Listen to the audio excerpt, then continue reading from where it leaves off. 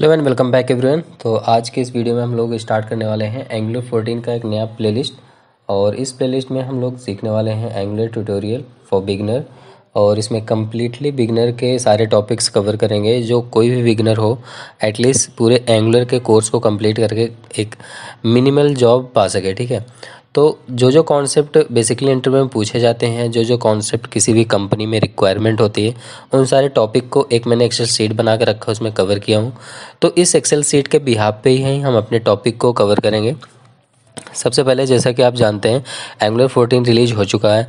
Angular 14 पे हमारा work भी हो रहा है इस समय। LTS वर्जन है, लॉन्ग टर्म सपोर्ट भी बन चुका है और बहुत ही जल्द एंगुलर 15 भी आने वाला है। ठीक है, तो अभी 14 पे हमारा वर्क हो रहा है। 14 एकदम लेटेस्ट है, तो थोड़ा सा इसके बारे में बात कर लेते हैं। जैसा कि आपने थंबनेल देखा था, ओवरव्यू एंड कॉन्सेप्ट्स। ठीक है, तो ओवरव्यू एंड कॉन्सेप्ट में बेसिकली मैं ओवरव्यू कवर करूँगा। अभी एंगुलर के बारे में बहुत ज़्यादा डिस्कस नहीं करूँगा।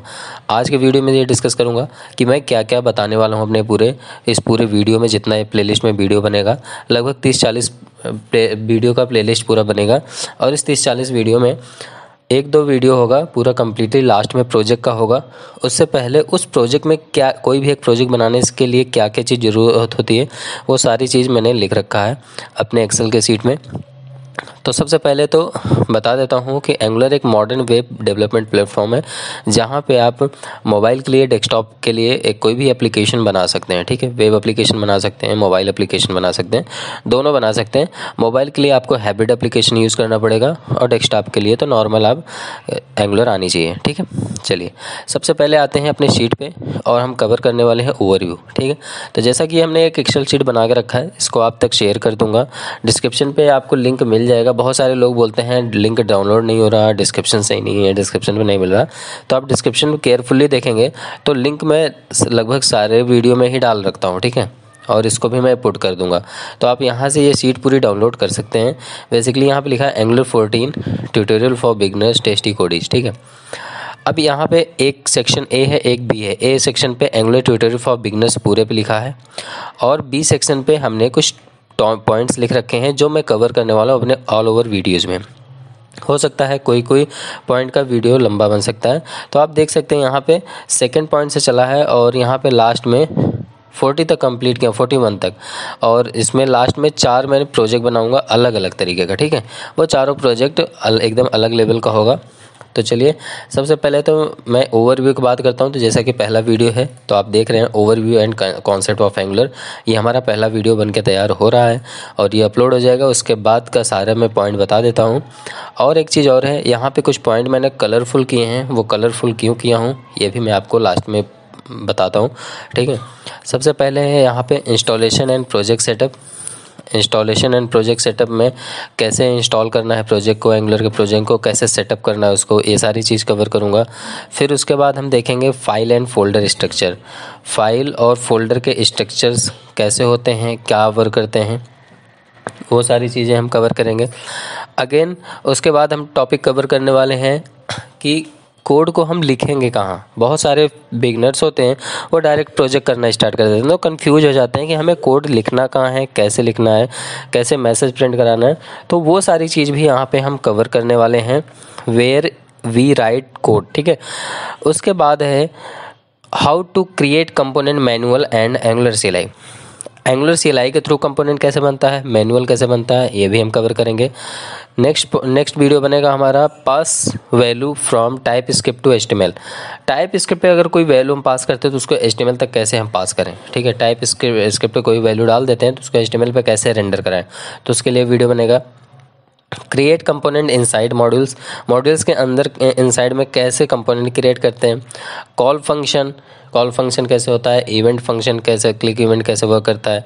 एंगुलर की बाइंडिंग देखेंगे, property binding, event binding, class binding, style binding, 2 वे बाइंडिंग, 1 वे बाइंडिंग, सारी बाइंडिंग यहाँ पे हम सब देख लेंगे। ठीक है, इंटरपोलेशन वगैरह सारी चीज़ में आ जाएंगी ये 4 वीडियो में। ठीक है, तो उसके बाद हम देखेंगे condition statement. Basically condition statement बहुत ही ज़्यादा इंपॉर्टेंट होता है। इसको मैंने कलर नहीं किया, लेकिन मैं कलर कर दूंगा अभी नेक्स्ट वीडियो में आपको ये कलरफुल मिलेगा। तो कंडीशन स्टेटमेंट बहुत ज़रूरी होता है, क्योंकि प्रोजेक्ट आपका कंडीशन स्टेटमेंट पे ही चलने वाला है। अगर कहीं भी कोई प्रोजेक्ट आपको मिलता है तो बिना कंडीशन स्टेटमेंट के आप कोई प्रोजेक्ट डन नहीं कर सकते हो। स्विच केस कंडीशन ये बहुत रेयरली यूज होता है, लेकिन आपको जानकारी में होना बहुत ज़्यादा इंपॉर्टेंट है, क्योंकि स्विच केस भी कभी काम होता है। अगेन फॉर लूप भी एक तरीके का हमारा कंडीशन स्टेटमेंट ही होता है। बेसिकली ये सारे डायरेक्टिव होते हैं, इसीलिए मैंने लास्ट में लिखा डायरेक्टिव। ठीक है, तो ये भी डायरेक्टिव बहुत ज़्यादा इंपॉर्टेंट है। जैसे इफ एल्स वाला इम्पॉर्टेंट है, वैसे ये भी इम्पॉर्टेंट है कि डेटा को हैंडल करने के लिए। अब इस फॉर लूप के साथ साथ मैं लिखा नहीं हूँ, फॉर ईच बताऊँगा। ठीक है, फॉर ईच बहुत ज़्यादा इम्पॉर्टेंट है, तो फॉर ईच यहाँ पे भी कवर करने वाला हूँ। अगेन है pass data from parent to child component. Parent component से चाइल्ड कंपोनेंट पे डेटा कैसे पास करते हैं, इस पे हम कंप्लीट वीडियो बनाएंगे, देखेंगे। Pass data from child component to parent में, चाइल्ड कंपोनेंट से पेरेंट पे कैसे डेटा पास करेंगे, इसको भी हम देखेंगे। एंगुलर पाइप क्या होते हैं, किस तरीके से वर्क करते हैं। और उसके बाद है कस्टम डायरेक्टिव, जो कि एक कलरफुल है। अब कलरफुल समझाने का टाइम आ गया। ठीक है, तो बेसिकली कलरफुल मैं इसलिए लिखा हूँ कि ये इतना ज़्यादा इंपॉर्टेंट है कि जितनी बड़ी कंपनी में जाओगे, जितने बड़े प्रोजेक्ट हैंडल करोगे, उसमें कस्टम डायरेक्टिव आपका मस्ट है। अगर आपका कस्टम डायरेक्टिव नहीं आता है तो हो सकता है कि आप कंपनी में कुछ ही दिन ठहर पाओ, नहीं तो आपको फायर कर दिया जाएगा। तो इसलिए कस्टम डायरेक्टिव आपके लिए बहुत इंपॉर्टेंट है, अगर आप अच्छी सैलरी लेना चाहते हैं, अच्छी कंपनी में ज्वाइन होना चाहते हैं तो। ठीक है, उसके बाद पॉइंट कवर करेंगे हम एंगुलर सर्विसेज में आप जानते हो HTTP client module, HTTP client, इन सारी चीज़ों को कवर करेंगे। एंड अगेन हम कवर करेंगे एंगुलर में बूट स्टेप इंटीग्रेशन कैसे करते हैं। बूट स्टेप के साथ साथ मटेरियल को भी हम यहाँ देखेंगे, फिलहाल यहाँ लिखा नहीं हूँ मैं। ठीक है, उसके बाद फिर से अगेन कलरफुल आ गया एंगुलर राउटिंग। अब आप सोच रहे हो कि एंगुलर राउटिंग तो भाई सिंपल से है, ईगल राउटिंग और ये लेजी लोडिंग राउटिंग। नहीं, इतना ही राउटिंग नहीं है। अगर आप इतना ही जानते हैं तो आप जान लो अभी आपको बहुत कम नॉलेज है। ठीक है, आपको और ज़्यादा नॉलेज की ज़रूरत है। एंगुलर राउटिंग में बहुत सारे आते हैं, वो सारी राउटिंग यहाँ पे मैं बताऊंगा। उसके बाद डायनेमिक राउटिंग कैसे करना है, मॉड्यूल स्पेसिफिक राउटिंग कैसे करना है, ग्रुपिंग राउटिंग कैसे करना है, ये सारे राउटिंग कैसे बनाए जाते हैं, कैसे वर्क होते हैं, इसके साथ कैसे हम खेलेंगे अपने कोड के साथ, ये सारी चीज़ भी हम कवर करेंगे। बट स्लोली, बहुत फास्ट नहीं चलेंगे, बहुत आराम से चलेंगे। 5 मिनट, 10 मिनट, 15 मिनट का हार्डली वीडियो बनाऊंगा, बहुत ज़्यादा हार्डली का 20 मिनट का। ठीक है, तो जो वीडियो जैसा रहेगा, अब जैसे ओवरव्यू है ये वीडियो, तो 5-6 मिनट या 7 मिनट का हार्डली वीडियो बन जाए या उससे कम भी बने। ठीक है, लेकिन जो भी वीडियो बनेगा एकदम प्योर एंड सॉलिड बनेगा। ठीक है, और काफ़ी लोग कमेंट में हमें कुछ और भी चीज़ बोलते हैं, तो हमें फ़र्क नहीं पड़ता कौन क्या बोलते हैं, क्योंकि हमारा अपना और भी काम है, और उस काम को मैं टाइम निकाल के मैं आपको भी टाइम देता हूँ। तो आई think it's good for you, अगर आप समझो तो, नहीं तो फिर कोई बात ही नहीं है। ओके, एंड कस्टम 404 पेज वैसे होता क्या है, मैं आपको एक शॉर्ट में बता देता हूँ। कभी कभी लोग हमारे URL पे आते हैं और छेड़खानी करके कुछ भी सर्च करने की कोशिश करते हैं, तो उनके लिए एक 404 पेज बनाऊंगा। अगर URL सही हिट नहीं मिला तो उसे 404 पेज दिखेगा, और उसमें लिखा रहेगा पेज इज अंडर कंस्ट्रक्शन या 404 एरर। ठीक है, और कुछ नहीं दिखेगा, और कुछ एक्सेस नहीं कर पाएगा। अगेन है API call using HTTP client get module, get data through API के थ्रू डेटा हम कैसे गेट करेंगे। ठीक है, API लिस्टिंग API लिस्टिंग में काफ़ी चीज़ें हैं, जो API में डेटा कैसे फेच करते हैं, कैसे इंसर्ट करते हैं, उन सारी चीज़ों के बारे में थोड़ी सी जानकारी हम गैदर करेंगे। After that listing API data component wise data को कैसे लिस्टिंग करेंगे, ये आपके लिए देखना बहुत ज़्यादा इंपॉर्टेंट है और आपको देखना चाहिए। ठीक है, again angular form concept, basically angular form भी एक अपने आप में बहुत बड़ा कॉन्सेप्ट है। उसके अंदर कितने फॉर्म्स आते हैं, कौन से फॉर्म में कैसा क्या चीज़ यूज होता है, वो सारी चीज़ें कवर करने वाले हैं हम आगे वीडियो। ठीक है, तो यहाँ पे पहला हम कवर करेंगे रिएक्टिव फॉर्म, जो कि मोस्ट इम्पॉर्टेंट होता है। उसके बाद वैलिडेशन ऑफ रिएक्टिव फॉर्म, उस रिएक्टिव फॉर्म पे हम वैलिडेशन कैसे लगाते हैं। फिर उसके बाद हम कवर करेंगे टेम्पलेट ड्रिवन फॉर्म, फिर टेम्पलेट ड्रिवन फॉर्म का भी वैलिडेशन चेक करेंगे, लेकिन यहाँ मैंने लिखा नहीं है, लेकिन ये सारे पॉइंट देखो इंपॉर्टेंट है। ठीक है, इंपॉर्टेंट इतना है कि कोई भी एप्लीकेशन आप बनाते हो बिना फॉर्म के कंप्लीट ही नहीं होगा। कोई भी XYZ उठा लो, आप डायनेमिक वेबसाइट बना रहे हो तो आपको बिना फॉर्म के आप डेटा को हैंडल ही नहीं कर सकते। जब डेटा इंसर्ट नहीं करोगे तो डेटा हैंडल क्या करोगे, कुछ नहीं होगा। ठीक है, तो इसलिए ये सारे टॉपिक्स वेरी इंपॉर्टेंट है, तो आपको देखना चाहिए। ठीक है, बाकी आपकी मर्जी है। उसके बाद फ्रेगमेंट राउटिंग है। फ्रेगमेंट राउटिंग बेसिकली होता है कि ये भी एक राउटिंग में ही आता है। हैश यूआरएल पे वर्क कराते हैं इसको हम बताएंगे आपको कि हैश यूआरएल का बेनिफिट क्या होता है और इसका ड्रॉबैक क्या होते हैं, इसको हम कैसे यूज़ करते हैं अपने एंगुलर के एप्लीकेशन में, ठीक है। उसके बाद लास्ट में है finish and interview question answer. Interview question answer को हम देखेंगे। उसके बाद 4 प्रोजेक्ट करेंगे। इन 4 प्रोजेक्ट को करने के बाद हम लास्ट में ऐड करेंगे एसईओ अपने एंगुलर के प्रोजेक्ट को किस तरीके से हम एसईओ ला सकते हैं, एसईओ सर्च इंजन ऑप्टिमाइजेशन पे कैसे खेल सकते हैं, ठीक है। तो ये सारी चीज़ें हम कवर करने वाले हैं। तो ये आज का वीडियो रहा। बेसिकली इसमें ओवरव्यू एंड कॉन्सेप्ट ही है सबसे ज़्यादा, और कुछ एक्स्ट्रा नहीं है। तो मैंने सोचा कि ये वीडियो हम आज बना दें और इसके बाद ये वीडियो हमारी अपलोड होने के हर दूसरे दिन पे हमारा नेक्स्ट वीडियो अपलोड होता रहेगा। So I think it's enough for you. मिलते हैं नेक्स्ट वीडियो में। हमारा नेक्स्ट टॉपिक होगा installation and project setup. So let's see, bye bye, take care. So hello everyone, welcome back to tasty Codiz. Guys, पिछले video में आप सभी लोगों ने देखा, मैंने एक ओवरव्यू दिखाया था कि हम एंगुलर ट्यूटोरियल में क्या क्या स्टार्ट करेंगे, ठीक है, और साथ ही साथ बताया था क्या क्या कॉन्सेप्ट क्लियर करने वाले हैं। तो पिछला वीडियो हमारा कंप्लीट हो चुका है। आज हमारा दूसरा वीडियो है और दूसरे वीडियो में हमने बोला था इंस्टॉलेशन एंड प्रोजेक्ट सेटअप सीखेंगे, ठीक है। तो इंस्टॉलेशन तो बात की बात है, पहले प्रोजेक्ट सेटअप की बात कर लेते हैं। तो प्रोजेक्ट सेटअप करने से पहले कुछ चीज़ें बहुत ज़्यादा इंपॉर्टेंट है जो कि आपके सिस्टम में होना इंपॉर्टेंट है। सपोज सबसे पहले तो आपको एक लेटेस्ट ब्राउज़र चाहिए, ठीक है, ब्राउज़र चाहिए आपको। ब्राउज़र के बाद सपोज ब्राउज़र में डायरेक्ट लिख देता हूँ क्रोम, ठीक है, जिस पे सारी चीज़ें सपोर्टिंग होती है। सेकंड चीज़ आपको चाहिए Node.js, जो कि आपको Node.js की वेबसाइट पे मिलेगा। वो भी मैं आपको बताऊंगा कैसे आपको डाउनलोड करना है, क्या कैसे करना है, ठीक है। एंड थर्ड आपको चाहिए npm, ओके। और फोर्थ, अगर आप डाउनलोड कर सको तो आप git bash जरूर डाउनलोड करना। git bash बेसिकली ये बहुत अच्छा लुक एंड फील प्रोवाइड कराता है जब भी आप कोड करते हो। तो चलो सबसे पहले क्रोम की बात करते हैं। तो क्रोम सभी के सिस्टम पे होता है, तो ये तो सिंपल सी बात है। अब बात कर लेते हैं Node.js। और हाँ, एक और चीज़ एडिटर जो कि मैं मिस कर दे रहा हूँ, बहुत इंपॉर्टेंट है, जो कि होना चाहिए आपके पास VS कोड, जो कि लेटेस्ट है और बहुत ज़्यादा स्मार्ट है, ठीक है। अब स्मार्ट का मतलब ये नहीं कि दिखने में बहुत अच्छा लगता है, मतलब कोडिंग करने में बहुत अच्छा लगेगा आपको। तो चलिए सबसे पहले मैं अपना क्रोम ओपन कर लेता हूँ, जो कि हमारे पास ऑलरेडी है, और मैं यही अज्यूम कर रहा हूँ कि आपके पास क्रोम होगा, ठीक है। दूसरा पॉइंट आपको करना है, न्यू टैब ओपन करना और टाइप कर देना है Node.js। और Node.js ऐसे ही लिखोगे, आपको Node.js डाउनलोड का ऑप्शन आएगा, क्लिक करना। ये डाउनलोड -Node.js पे जो क्लिक करना, लिंक आएगा, इस पर क्लिक करना। क्लिक करने के बाद जो LTS पे आपका ग्रीन बटन रहेगा, इसी LTS वाले वर्जन पर, उसके बाद विंडोज़ पे आपको जो भी डाउनलोड करना हो वो कर सकते हो। अगर आप ऐसे नहीं करना चाहते तो आप सिंपली सारी चीज़ को हटा देना, सिर्फ nodejs.org हिट करना URL पे, और यहाँ पर LTS वर्जन जो रहेगा 18.12.0 LTS वर्जन है, इस पर सिंपली आपको क्लिक कर देना है। क्लिक करते देखो डाउनलोडिंग स्टार्ट हो गया, ठीक है। तो इस तरीके से आपको लेटेस्ट वर्जन आपके सिस्टम में डाउनलोड करना है। डाउनलोड करने के बाद इसको इंस्टॉल करना पड़ेगा, तो आप इंस्टॉल कर लीजिएगा। मेरे में हालांकि है, तो मैं इसे अभी नहीं कर रहा हूँ, ठीक है। तो मेरे में डाउनलोड हो चुका, रखा रहेगा पैकेज, कोई इशू नहीं है। तो सेकेंड पॉइंट है, और क्या डाउनलोड करना था आपको, npm तो आप इंस्टॉल करेंगे टर्मिनल के थ्रू। git bash, ठीक है। तो आपको सिंपली इसी तरीके से जैसे यहाँ किया वैसे लिखना है आपको, git bash, एंटर कर देना।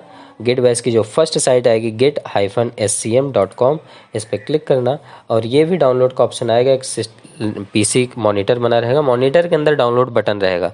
अगर आपका विंडोज़ होगा ऑपरेटिंग सिस्टम तो ऑलरेडी आएगा डाउनलोड फॉर विंडोज़, लिनक्स होगा तो यहाँ दिखा देगा डाउनलोड फॉर लिनक्स, मैक होगा तो डाउनलोड फॉर मैक, ठीक है। तो आपको सिंपली यहाँ क्लिक करके डाउनलोड करके इसको भी इंस्टॉल कर लेना है। एंड थर्ड ऑप्शन है, मैंने बोला था एडिटर, जो कि बहुत मस्ट है, VS कोड। तो आपको इसको भी इसी तरीके लिखना है, VS कोड, एंटर कर देना। फर्स्ट वेबसाइट जो ओपन होगी ओपन करना है। यहाँ पे सेम वैसे ही है, अगर आपके पास विंडोज़ है तो विंडोज़ आएगा, लिनक्स है तो लिनक्स आएगा, मैक है तो मैक आएगा। सिंपली यहाँ पे क्लिक करोगे तो डाउनलोडिंग स्टार्ट हो जाएगा। स्टेबल बिल्ड है, ये स्टेबल वर्जन है, बहुत अच्छा है, बहुत लुक एंड फील अच्छा है इसका। जिस पे कोड करोगे तो आपको बहुत ज़्यादा सजेशंस मिलते हैं। तो देख सकते हैं यहाँ पे सजेशंस के लिए दिखा रहा है। तो कहने का मतलब अगर आप बिगनर हैं तो ये आपके लिए बहुत ही ज़्यादा बेस्ट एंड हेल्पफुल वेबसाइट मतलब एडिटर है, जिस पे आप कोडिंग कर सकते हैं। और इस इन सारे मतलब लैंग्वेज को सपोर्ट करता है, और भी लैंग्वेज सपोर्ट करता है। इसमें इन्होंने मेनली जो दिया है वो दिखा रहा है, ठीक है। तो अपन को काम है टाइप स्क्रिप्ट पे, जावा स्क्रिप्ट पे मेनली, तो ये बेस्ट है, ये ऑटोमेटिकली हमारा बहुत अच्छे से रन होगा कोड। तो चलो, हमने जो भी हमें नेसेसरी टूल्स थे उसको अपने बता दिया है। अब हम बात करते हैं इंस्टॉलेशन प्रोसेस की। तो हमने डेस्कटॉप पे एक फ़ोल्डर बनाया है एंगुलर ट्यूटोरियल नाम का। इसको मैं डबल क्लिक करके ओपन कर लेता हूँ। ये हमारा ओपन है, और यहाँ पे आपको टाइप करना है CMD और इंटर कर देना। अब रही बात इसकी, तो आप भी अपने तरीके से कुछ भी यहाँ पे फ़ोल्डर बना सकते हैं। ज़रूरी नहीं कि एंगुलर ट्यूटोरियल ही बनाएं, आप कोई भी नाम दे सकते हैं, और कोई भी नाम का और किसी भी ड्राइव में जाके दे सकते हैं, ठीक है। जिस भी ड्राइव में आपको अपना फ़ोल्डर रखना हो, प्रोजेक्ट रखना हो, वहाँ पे आप फ़ोल्डर का नेम दीजिए, उसके अंदर आ जाइए टर्मिनल के थ्रू। अब देखो यहाँ पर अब हम सबसे पहले क्या बोले थे, npm इंस्टॉल करेंगे। तो npm इंस्टॉल करना, Node.js इंस्टॉल तो कर लिया हमने, लेकिन हमें पता कैसे चलेगा कि हमारे सिस्टम में है कि नहीं है। तो उससे पहले हम वर्जन्स भी तो चेक कर लें। तो चलो, सबसे पहले आपको टाइप करना है यहाँ पे node -v, इंटर कर देना। तो यहाँ पे नोड का वर्जन दिखाएगा, देखो 16.13.1 है। npm का वर्जन चेक करना है, npm -वर्जन। जब आप npm का वर्जन चेक करोगे तो थोड़ा टाइम लगेगा ये वर्जन बताने में, बट ये भी क्लियरली बता देगा, ठीक है। 8.13.1 ये दोनों हमारे पास है। अब आपको कुछ भी नहीं करना, अब आपको सिंपली प्रोजेक्ट को इंस्टॉल करना है, इंस्टॉलेशन प्रोसेस स्टार्ट करना है। तो सबसे पहले क्या करना है, यहाँ पे आपको npm इंस्टॉल करना पड़ेगा। npm इंस्टॉल, ये कमांड है, आप लोग नोट डाउन कर लेना। npm -install -g @angular/CLI, ठीक है। npm हमारा npm है, इंस्टॉल मतलब कमांड दे रहा हूँ कि इंस्टॉल करो। -g मतलब होता है ग्लोबली, मेरे विंडो मशीन में पूरे ग्लोबली। @angular के लिए /CLI कमांड लाइन इंटरफेस। और जैसे मैं इंटर करूँगा, कुछ सेकंड वेट करना पड़ेगा आपको, उसके बाद ये इंस्टॉलेशन प्रोसेस शुरू हो जाएगा, ठीक है। तो आपके इंटरनेट स्पीड और आपके मशीन की स्पीड पे डिपेंड करता है कि कितनी जल्दी ये इंस्टॉल होता है। वैसे हमारा भी सिस्टम ठीक ही है, अभी तो इसमें बहुत सारे सॉफ्टवेयर है, लेकिन सिस्टम स्लो है, लेकिन इंटरनेट स्पीड बहुत हाई है। तो ये देखो, हमारा बोलते बोलते ही यहाँ पे हमारा डाउनलोड हो चुका है। और इसी तरीके से आपको यहाँ पर देखो, यहाँ पे कंप्लीटेड दिखा दिया ना, तो कुछ सेकंड ये लास्ट में वेट कराता है, कुछ सेकंड तक एक्स्ट्रा वेट कराएगा कि आप का अभी पैकेज इंस्टॉल हो रहा है। RxJS वगैरह सारी चीज़ें इंस्टॉल करता है ना, उसकी लाइब्रेरी, छोटे छोटे लाइब्रेरी नोड मॉड्यूल में कर लेता है। ये सब होने के बाद आपको यहाँ दिखा देगा change 209 packages and audited 210 packages in 39 seconds, ठीक है। तो फाइनली ये मेरा हो चुका है। अब हम क्या करेंगे, अब हम नया प्रोजेक्ट क्रिएट करेंगे। नया प्रोजेक्ट क्रिएट करने के लिए क्या करना पड़ेगा, हमें ng कमांड देना पड़ेगा। ng मतलब होता है एंगुलर का कमांड है। अभी तक एंगुलर का कमांड हम ng देते नहीं करता, लेकिन अब ये करेगा, क्योंकि npm के थ्रू मैंने एंगुलर को इंस्टॉल किया, ठीक है। अब एंगुलर के कमांड के थ्रू मैं प्रोजेक्ट इंस्टॉल करने चल रहा हूँ, ठीक है, समझना बात को। अब ng मैंने कमांड दिया, उसके बाद लिखा, मैंने बोला न्यू, एक नया प्रोजेक्ट क्रिएट करो। क्या, ang ट्यूट, एंगुलर ट्यूट नाम से, और इंटर जैसे ही करूँगा तब ये कुछ ऑप्शंस मांगेगा। जैसे पूछेगा कि राउटिंग आप इनेबल करना चाहते हो, तो मैं इसको कह देता हूँ हाँ, मुझे राउटिंग चाहिए, यस कर दिया। अब पूछ रहा है would you like to add style sheet format. Style sheet format basically मतलब होता है कि स्टाइलिंग करने के लिए कौन सा फ्रेमवर्क यूज करना चाहते हो आप। CSS करना चाहते हो, SAS करना चाहते हो, SASS करना चाहते हो, लेस करना, तो बेसिकली अभी CSS ही मैं आपको बताऊँगा, ठीक है। तो CSS पे एंटर किया, उसके बाद सारे के सारे पैकेज इंस्टॉल होना शुरू हो जाएंगे। और जैसे ही इंस्टॉल हो जाएगा, ये आपको बता देगा कि all packages install successfully, git initialise कर देगा, इन सारी चीज़ों का बंडल बना के दे देगा। तो ये रहा हमारा project installation and project setup कर लिया, इंस्टॉलेशन कर लिया। अब हम देख लेते हैं कि नेक्स्ट वीडियो में हम किस टॉपिक पे बात करने वाले हैं।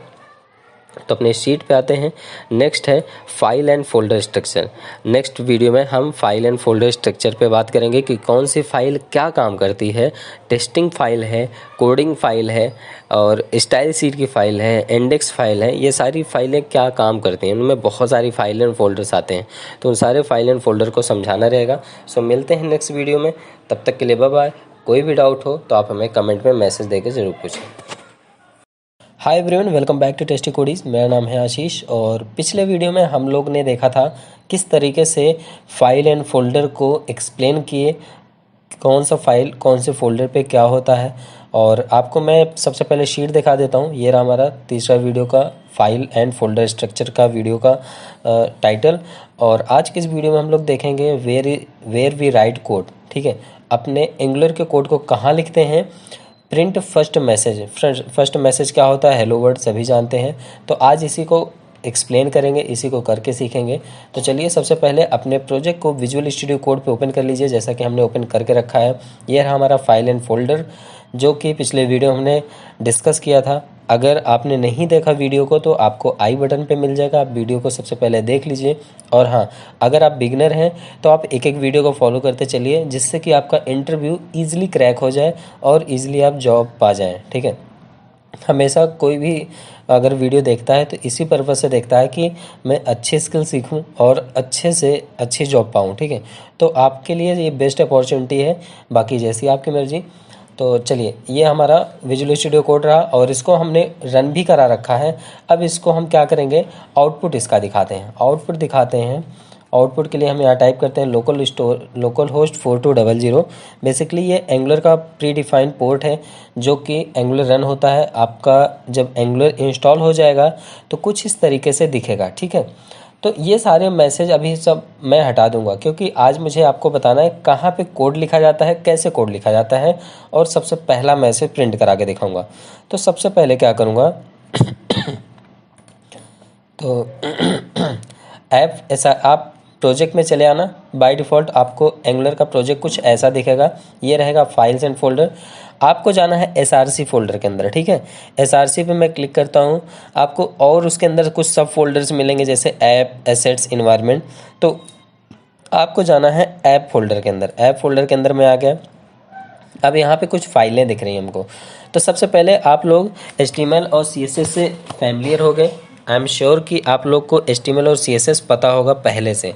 ठीक है, तो चलो HTML CSS के बारे में थोड़ा सा हम यहाँ पे देख लेते हैं कि इसमें HTML CSS क्या लिखा है। तो यहाँ पे HTML पे जब मैं क्लिक करता हूँ तो यहाँ पे HTML का बहुत सारा रोबस्ट कोड दिखा रहा है, जो कि आपको ये आउटपुट दिखता है कुछ ऐसे। ये जो कोड लिखा है उसका आउटपुट कुछ ऐसे दिख रहा है। तो हम क्या करेंगे, सबसे पहले इस सारी चीज़ को हटाएंगे। तो हटाने के लिए कंट्रोल ए किए और बैक स्पेस क्लिक कर दिए, एकदम साफ़ हो गया। ठीक है, और सेव कर दिए। अब आपको आउटपुट कुछ नहीं दिखना चाहिए। ठीक है, तो मैं ब्राउज़र पे आता हूँ, एक बार फिर से चेक करता हूँ कि ब्राउज़र पे कुछ दिख रहा है कि नहीं। तो यहाँ पे प्रोजेक्ट हमारा रन हुआ। अब देखो ब्राउज़र पे हमारा कुछ भी नहीं दिख रहा। आप सोच रहे हो कि कंसोल कोई एरर है, तो कंसोल भी दिखा देता हूँ आपको। यहाँ पे कोई एरर भी नहीं है, ब्राउज़र एकदम नीट एंड क्लीन है। ठीक है, ये देखो, Angular is running in development mode, call enable prod mode to enable prod mode. ठीक है, चलो मुझे इससे कोई मतलब नहीं। अब हमारा ब्राउज़र एकदम ब्लैंक है। तो अब अपन सबसे पहले मैं आपको बता दूं कि यहाँ पर HTML पे HTML का कोड लिखोगे, CSS पे CSS का कोड लिखोगे। राउटिंग के लिए बाद में हम बात करेंगे। और spec.ts बता ही चुके हैं, टेस्टिंग के लिए होता है। पिछला वीडियो नहीं देखे तो देख लीजिए। ऐप component.ts इस पे हम कोड करेंगे। और ऐप module.ts ये ज़रूरत के हिसाब से इस पर लिखा जाता है, कोड इंपोर्ट किया जाता है। इसको हम बाद में डिस्कस करेंगे। तो अपन बात करेंगे सबसे पहले component.ts की, क्योंकि जब हम एंगुलर सीख रहे हैं तो डायनेमिक सीखेंगे, स्टैटिक नहीं। स्टैटिक सीखना होता तो HTML CSS जावास्क्रिप्ट कर लेते। तो चलो यहाँ पर हम आते हैं ऐप component.ts पे, और यहाँ पर आप लोगों ने वेरिएबल का नाम तो सुना ही होगा। चलो आपको वेरिएबल एक बना के दिखाता हूँ। यहाँ पे एक्सपोर्ट क्लास। अभी ये मत समझ लेना कि मैं डायरेक्ट वेरिएबल बताने लगा तो आपको और भी चीज़ नहीं बताऊंगा, मैं डायरेक्टली वेरिएबल क्या होता है ये सब जो लिखा है सबका क्या मतलब है, ऐसा नहीं है। मैं इन सारी चीज़ को भी ब्रीफ में एक्सप्लेन करूँगा। वेट, कुछ सेकंड वेट करिए बस। देखिए मैं यहाँ पे एक वेरिएबल लेता हूँ, सपोज YT नाम से। YT मतलब यूट्यूब होता है, और इसको मैं क्या करूँगा, यहाँ पर दूंगा इज इक्वल टू, और यहाँ पे दे दूंगा टेस्टी कोडीज। ठीक है, टेस्टी कोडीज दे दिया। अब इस टेस्टी कोडीज को मुझे प्रिंट कराना है। मैंने सेव कर दिया। आपको देखो आउटपुट कहीं कुछ दिखेगा नहीं, सेव हो गया तब भी आउटपुट कुछ नहीं दिखा, टेस्टी कोडीज तो कहीं आया ही नहीं। तो टेस्टी कोडीज को लाने के लिए अब आपको HTML पे आना है। HTML पे आ जाओ और यहाँ टाइप करो H1 टैग, तो आप जानते होंगे हेडिंग फर्स्ट टैग। H1 मैंने लिखा और मैंने यहाँ पे लिखा वेलकम टू, और यहाँ पे करली bracket double open and close करूँगा और यहाँ लिखूँगा YT। YT में मैंने क्या लिख रखा है, टेस्टी कोडीज, और यहाँ सिर्फ लिखा वेलकम टू, और उसके बाद इसको सेव कर देता हूँ। अब आउटपुट देखता हूँ क्या आता है। सेव हुआ और बूम, ये देखो वेलकम टू टेस्टी कोडीज आया। मैंने तो लिखा था YT लेकिन यहाँ आया टेस्टी कोडीज। तो इस तरीके से डायनेमिक डेटा इस पे वर्क करता है। ठीक है, आप कोई वेरिएबल क्रिएट कर सकते हो, वेरिएबल पे जो भी डेटा चाहो वो इनिशियलाइज कर दो, उसको इंटरपोलेट करा लो। अब आप लोग सोच रहे हो कि इंटरपोलेट वगैरह क्या है, तो चलो अब सबसे पहले तो आपको दिखाना था फर्स्ट मैसेज प्रिंट कराना, तो चलो सबसे पहले फर्स्ट मैसेज प्रिंट कराते हैं। फर्स्ट मैसेज प्रिंट कराने के लिए हम यहाँ पे टाइप करेंगे H2, this is my first program. ठीक है, और सेव कर दिया। अब देखो यहाँ पे आएगा this is my first program. एक कट क्यों गया, ये देखो this is my first program. ठीक है, तो ये हमारा पहला मैसेज है। पहला मैसेज कहाँ प्रिंट किया हमने, HTML पे किया, और साथ ही साथ किस पे किया, TS टाइप स्क्रिप्ट के कोड पे किया। इस पूरे आज के वीडियो का टाइटल तो इतना ही था, लेकिन मेरा मन हो रहा है कि मैं और भी चीज़ें कुछ बता के तब आपको क्लियर कर दूं, जो भी और छोटे मोटे डाउट हो तो सबसे पहले तो ये जान लीजिए कि हमारा जो TS का पार्ट है जिसमें .TS लिखा रहेगा उसमें टाइप स्क्रिप्ट का कोड किया जाएगा। टाइप स्क्रिप्ट मतलब होता है कि जावा स्क्रिप्ट का सुपर सेट। अब जावा स्क्रिप्ट का सुपर सेट आपको हो सकता है कुछ लोग ऐसे हों जिसको जावा स्क्रिप्ट भी ना आती हो, तो मैं आपको बता दूं जावा स्क्रिप्ट का प्लेलिस्ट 1 ही 2 दिन बाद से आने शुरू हो जाएगी।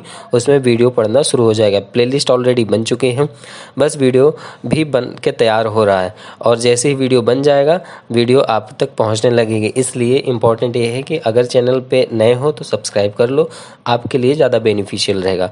ठीक है, चलिए TS पे होगा टाइप स्क्रिप्ट का कोड, HTML पे होगा HTML का कोड, CSS पे होगा CSS का कोड, या तो शैस या तो लेस जो भी चीज़ रहेगा उसका कोड लिखा जाएगा। अब ये तो रहा हमारा फर्स्ट प्रोग्राम। ठीक है, नेक्स्ट हम बात कर लेते हैं। नेक्स्ट क्या है हमारा, कौन सा टॉपिक है देख लेते हैं। How to create component manual and Angular CLI। ठीक है, अब नेक्स्ट हम बात करेंगे कि अगर कोई इसमें नया कंपोनेंट बनाते हैं तो उस पर कैसे कोड लिखेंगे, नया कंपोनेंट किस तरीके से बनाएंगे, कमांड लाइन बनाएंगे कि मैनुअल बनाएंगे, उन दोनों को तरीके को हम सीखेंगे। तो आई थिंक कि ये आपके लिए काफ़ी है आज के लिए, और बाकी ये सब चीज़ की बात हम जब डायरेक्टिव डेकोरेटर्स बताएंगे तो उसमें इन सारी चीज़ को हम कवर करेंगे। ठीक है, तो मिलते हैं नेक्स्ट वीडियो में, तब तक के लिए bye bye, keep practice, keep coding, take care. कोई भी डाउट हो तो आप हमें कमेंट में अपना मैसेज ज़रूर ड्रॉप करें, जिससे कि आपको मैं और अच्छे से समझा सकूं, और कोई अगर पॉइंट मैं छोड़ रहा हूं तो आप बिल्कुल एक सजेशन मैसेज डाल दीजिए कि आप इस वीडियो में ये भी ऐड कर दीजिए, तो वीडियो के लास्ट में मैं उसको ज़रूर ऐड कर दूंगा। सो मिलते हैं नेक्स्ट वीडियो में, bye bye, take care. Hello and welcome back everyone, मेरा नाम है आशीष और आप देख रहे हैं टेस्टी कोडी चैनल। सो गाइस, जैसा कि पिछले वीडियो में आपने देखा किस तरीके से इंस्टॉलेशन करते हैं, किस तरीके से प्रोजेक्ट को सेटअप करते हैं, और कौन कौन से टूल होते हैं जो हमें एक एंगुलर की प्रोग्रामिंग सीखने में हेल्पफुल होते हैं। ठीक है, तो अगर आपने वीडियो नहीं देखा तो आपको आई बटन पे मिल जाएगा, वीडियो देख लेना। और आज की इस वीडियो में हम लोग सीखने वाले हैं फाइल्स एंड फोल्डर स्ट्रक्चर के बारे में। उससे पहले मैं ओपन कर लेता हूँ अपना एक्सेल शीट जिस पे हमने सारे टॉपिक्स लिख रखे हैं। ठीक है, तो जैसा कि पहला पॉइंट हमने कवर कर लिया है, दूसरा भी कवर कर लिया, अब तीसरे पॉइंट पे हम बात करेंगे फाइल एंड फोल्डर स्ट्रक्चर। तो फाइल एंड फोल्डर स्ट्रक्चर समझने के लिए हमें बहुत ज़्यादा कुछ करना नहीं होता, सिंपली हम अपने पूरे प्रोजेक्ट को विजुअल स्टूडियो कोड पे ओपन करके रखे हैं, जो कि आपको इधर दिख रहा होगा लेफ्ट साइड में। ठीक है, ANG ट्यूट नाम से हमने प्रोजेक्ट का फोल्डर का नेम बनाया था, जिसके अंदर हमारा प्रोजेक्ट इंस्टॉल हुआ था, और ये सारे फाइल्स एंड फोल्डर है। आज इसी के बारे में हम डिस्कस करने वाले हैं। सबसे पहले तो हम आपको एक चीज़ बता दे रहे हैं कि आप जब विजुअल स्टूडियो कोड ओपन करेंगे, जब विजुअल स्टूडियो कोड आपका इंस्टॉल हो जाएगा, तो आपका कुछ ऐसा लुक एंड फील आएगा। ठीक है, विजुअल स्टूडियो कोड में आप इसकी थीमिंग वगैरह चेंज कर सकते हैं। आप यूट्यूब कर लेना, नहीं भी पता चलेगा तो आप बताना, मैं आपको हेल्प कर दूंगा। इसमें बहुत सारी खूबी है, बहुत सारे शॉर्टकट्स हैं जो कि आपको प्रोग्रामिंग में बहुत ज़्यादा हेल्पफुल हो जाएंगे। सपोज जैसे आपको शो ऑल कमांड करना है, तो ये देखो सामने दिख रहा है, Ctrl+Shift+P करेंगे तो आपको शो ऑल कमांड हो जाएगा। गो टू फाइल करना है तो Ctrl+P करना है। फाइंड इन फाइल करना है तो Ctrl+Shift+F करना है। डिबगिंग करना है तो F5 करके कर सकते हो। और न्यू टर्मिनल, इसका मतलब इंटीग्रेटेड टर्मिनल ओपन करना है तो Ctrl+tilde बटन दाब के आप इसका इंटीग्रेटेड टर्मिनल ओपन कर सकते हैं। ठीक है, तो ये बहुत बेसिक चीज़ें हैं और इसके अंदर बहुत सारी खूबी हैं। आप यहाँ से एक्सटेंशन डाउनलोड कर सकते हैं इसके एंगुलर के लिए। वो इस टॉपिक पे भी हम बात करेंगे, लेकिन उसको हम लास्ट में बात करेंगे। सबसे जिस दिन प्रोजेक्ट हमारा कंप्लीट खत्म हो जाएगा, पूरा ट्यूटोरियल खत्म हो जाएगा, उस दिन इम्पॉर्टेंट हम एक्सटेंशंस की बात करेंगे। तो सबसे पहले तो हम देख लेते हैं कि यहाँ जो हमारे फाइल एंड फोल्डर बने हैं, इनका काम क्या होता है। तो सबसे पहले तो हम आते हैं package.json फाइल में। अब आप सोच रहे होंगे कि ये सारे शुरू से छोड़ के हम डायरेक्टली यहाँ से क्यों बता रहे हैं। तो मैं आपको एक सबसे इम्पॉर्टेंट बात बता दूं कि जब भी आप नोड का या तो एंगुलर का या तो रिएक्ट का कोई भी फाइल कोई भी प्रोजेक्ट क्रिएट करते हैं, इंस्टॉल करते हैं, तो उस केस में सबसे पहले package.json फाइल आती है। ठीक है, तो package.json फाइल पे हम जब डबल क्लिक करके ओपन करते हैं, देखते हैं कि इसके अंदर है क्या, तो बहुत ज़्यादा कुछ इस पर देखने को आपको नहीं मिलेगा। बस वही चीज़ मिलेगी जो डिपेंडेंसीज होती हैं, जो कमांड्स होते हैं, जो रनिंग पॉइंट्स, रनिंग कमांड होते हैं। ठीक है, तो जैसे सपोज देखो यहाँ पे नेम है, नेम पे एंगुलर ANG ट्यूट नाम से हमने फोल्डर बनाया था, तो देखो यहाँ पे नेम बता रहा है। ठीक है, वर्जन यहाँ पे दिखा रहा है 0.0.0, क्योंकि इसका कोई वर्जन थोड़ी होता है, इसका कोई वर्जन नहीं होता, तो 0.0.0 ही दिखेगा। अगेन यहाँ एक स्क्रिप्ट नाम का ऑब्जेक्ट बना है, इस स्क्रिप्ट के अंदर ng कमांड है। ng कमांड क्या काम करता है, जैसे कि हमने इंस्टॉलेशन टाइम पे, अगर आपने वीडियो नहीं देखा तो फिर कह रहा हूँ देख लीजिए, वहाँ पे ng के बारे में हमने बताया है। ठीक है, स्टार्ट करने के लिए ng सर्व आप यूज करेंगे, जैसे कि आपका प्रोजेक्ट कंपाइल होगा, बिल्ड होगा, स्टार्ट होगा। ठीक है, प्रोजेक्ट को अपने बिल्ड बनाना है तो ng बिल्ड कमांड देना पड़ेगा। और कोई स्पेसिफिक पॉइंट या कॉन्फ़िगरेशन डेवलपमेंट शीट को ओपन करना है, राउट पे ओपन करना है, तो ng build -watch configuration and development लिख के करेंगे तो आप वॉच मोड पे देख सकते हैं। ठीक है, and the last ng test जब करेंगे तो आप अपने प्रोजेक्ट को टेस्ट मोड पे ओपन कर सकते हैं। अब बात आती है नेक्स्ट पॉइंट की, डिपेंडेंसीज। तो यहाँ आप देख सकते हैं बहुत सारी डिपेंडेंसीज प्री डिफाइन इंस्टॉल हो चुकी है जब हमने प्रोजेक्ट को इंस्टॉल किया था। तो सबसे पहले है एंगुलर एनिमेशन है, और एंगुलर कॉमन है, एंगुलर कंपाइलर है। तो ऐसे बहुत सारी डिपेंडेंसी है। अब एक एक को मैं कवर नहीं कर सकता जैसे जैसे जिसकी ज़रूरत पड़ेगी वो मैं कवर करता चलूँगा। ठीक है, एंड डेवलपमेंट डिपेंडेंसी भी होती है। अब डेवलपमेंट डिपेंडेंसी और नॉर्मल डिपेंडेंसी में क्या डिफरेंट होता है, ये वीडियो के बीच में एक पॉइंट मैंने वहाँ पे डिफाइन किया है, उस सर्विसेज वाले पे, वहाँ पे मैं आपको बताऊँगा ये सारी चीज़। ठीक है, चलो, तो ये फाइल हो गया। अब इसी का log file JSON file create होता है, तो same as this same file तुमको दिखेगी, लेकिन यहाँ पे कुछ एक्स्ट्रा चीज़ें दिखेंगे जो CSS टूल, रीमैपिंग, आर्किटेक्ट, ये सारी चीज़ को कवर करता है, कवर अप करता है, वर्जन और रिजॉल्व, इन सारे वर्जन क्रिएट करता है, तो उसी के लॉग फाइल है। ठीक है, तो ये भी कोई आपकी काम की नहीं है, आपको इसको नहीं छेड़ना है। karma.config.js फाइल बेसिकली ये टेस्टिंग पर्पज़ के लिए यूज होता है। इसमें आपको जैस्मिन टेस्टिंग कर्मा की, क्रोम की फाइल, कौन से फाइल रन हो रही, कौन सी बिल्ड हो रही, किस पे क्या एरर आ रहा है, वो टेस्टिंग मोड पे चलते हैं। ठीक है, तो इसको भी हम अभी क्लोज कर देते हैं। अब आता है angular.json फाइल। तो बेसिकली angular.json फाइल में भी कुछ ऐसी चीज़ें हैं जो कि आपके लिए बहुत ज़्यादा इंपॉर्टेंट है, जो आप चेंज कर सकते हो। ठीक है, मैंने package.json को चेंज करने को नहीं बोला, इसलिए नहीं बोला क्योंकि वो चेंज नहीं करना चाहिए, और चेंज करोगे तभी करना जब आपको उसके बारे में नॉलेज हो। लेकिन आप angular.json फाइल चेंज करना पड़ेगा कब, जब आप कोई अलग थर्ड पार्टी लाइब्रेरी यूज करेंगे, जैसे स्टाइल शीट में कुछ यूज कर रहे हैं, और स्क्रिप्ट कुछ अलग यूज करना चाहते हैं, कोई एसेट्स कुछ हार्ड कोडेड दिखाना चाहते हैं, तो उन सारे केसेस पे आपको यहाँ पे चेंज करना पड़ेगा। ठीक है, स्टाइल के लिए ये है, स्क्रिप्ट के लिए ये है, एसेट्स के लिए ये है। ये सारी चीज़ें यहाँ पे आपको डिफ़ाइन करनी पड़ेगी और ये भी बहुत ज़्यादा आपको चेंजेस नहीं करना पड़ेगा, जहाँ तक है आपको इन्हीं तीनों में चेंजेस करना पड़ेगा। ठीक है, assets, style and script. Another चीज़ इस पर कुछ भी नहीं होगा, क्योंकि यहाँ पे हमारे स्कीमा का वर्जन डिफाइन होता है, प्रोजेक्ट के टाइप डिफाइन होते हैं और जो हमारे सोर्स फाइल होती है, प्रीफिक्स चीज़ें होती है, वो यहाँ से एग्जीक्यूट होकर रन होती हैं, तो इसको भी आपको ज़्यादा छेड़ने की ज़रूरत नहीं पड़ेगी। अब बात आती है tsconfig.json file. tsconfig.json file basically हमारे प्रोजेक्ट की रूट डायरेक्टरी को रीड करने के लिए बेसिकली ये क्रिएट होता है और इसी से रिलेटेड है tsconfig app.json फाइल। ठीक है, जिसके अंदर बहुत बेसिक सा app.json बना होता है, जो कि हमारा एग्जीक्यूशन टाइम पे एक्सटेंड करता है प्रोजेक्ट को। ठीक है, सपोज SRC के अंदर main.ts आप लोग जानते हो, main.ts सबसे पहले लोड होता है जो बूटस्ट्रैपिंग मॉड्यूल को एग्जीक्यूट करता है, और उसी के साथ साथ polyfill.js जो कि टेस्टिंग के लिए यूज किया जाता है, तो इन दोनों को यहाँ से एग्जीक्यूशन करवाया जाता है। ठीक है, तो इसके लिए tsconfig.app.json फाइल यूज की जाती है। अब बात करते हैं गिट इग्नोर बेसिकली ऐसा फाइल क्रिएट होता है जिस पे आप कोई भी चीज़ लिखते हैं वो एग्जीक्यूट नहीं होगा, बाकी आपको कोड पे दिखेगा यहाँ पे। ठीक है, ये एक तरीके की इग्नोरेंस फाइल होती है जो कि गिट इनिशियलाइजेशन के टाइम पे क्रिएट हो जाती है। ठीक है, यहाँ से आपके प्रोजेक्ट की सारे वो कमांड डाल सकते हो जो आपको यूज़र को नहीं दिखाना चाहते पर इंटरनली रन कराते हो। ठीक है, तो वो सारी चीज़ यहाँ पे आप एग्जीक्यूट करा सकते हो। एडिटर कॉन्फ़िग बेसिकली आप कौन सा एडिटर यूज करते हो उसके कॉन्फ़िगरेशन फाइल की डमी फाइल यहाँ पे जनरेट होती है and this is not useful. ठीक है, तो इसको भी हटा देते हैं। सॉरी, मुझे एक्चुअली थोड़ा सा गले में खराश इस वजह से खांसी आ रहा है। Browser list. ठीक है, browser list basically browser list यहाँ पे ये ब्राउज़र को अंडरस्टैंड करता है कौन से वर्जन पे ब्राउज़र पे चलेगा, क्या कैसे हैं। ये भी बहुत ज़्यादा आपके लिए समझने की चीज़ें नहीं है, क्योंकि ये 3 फाइलें कोई काम की नहीं होती है। ठीक है, तो you can see what browser select your queries bye running, आप इसको समझ सकते हैं। ये आपके एंगुलर से दूर दूर तक का नाता इसका नहीं है।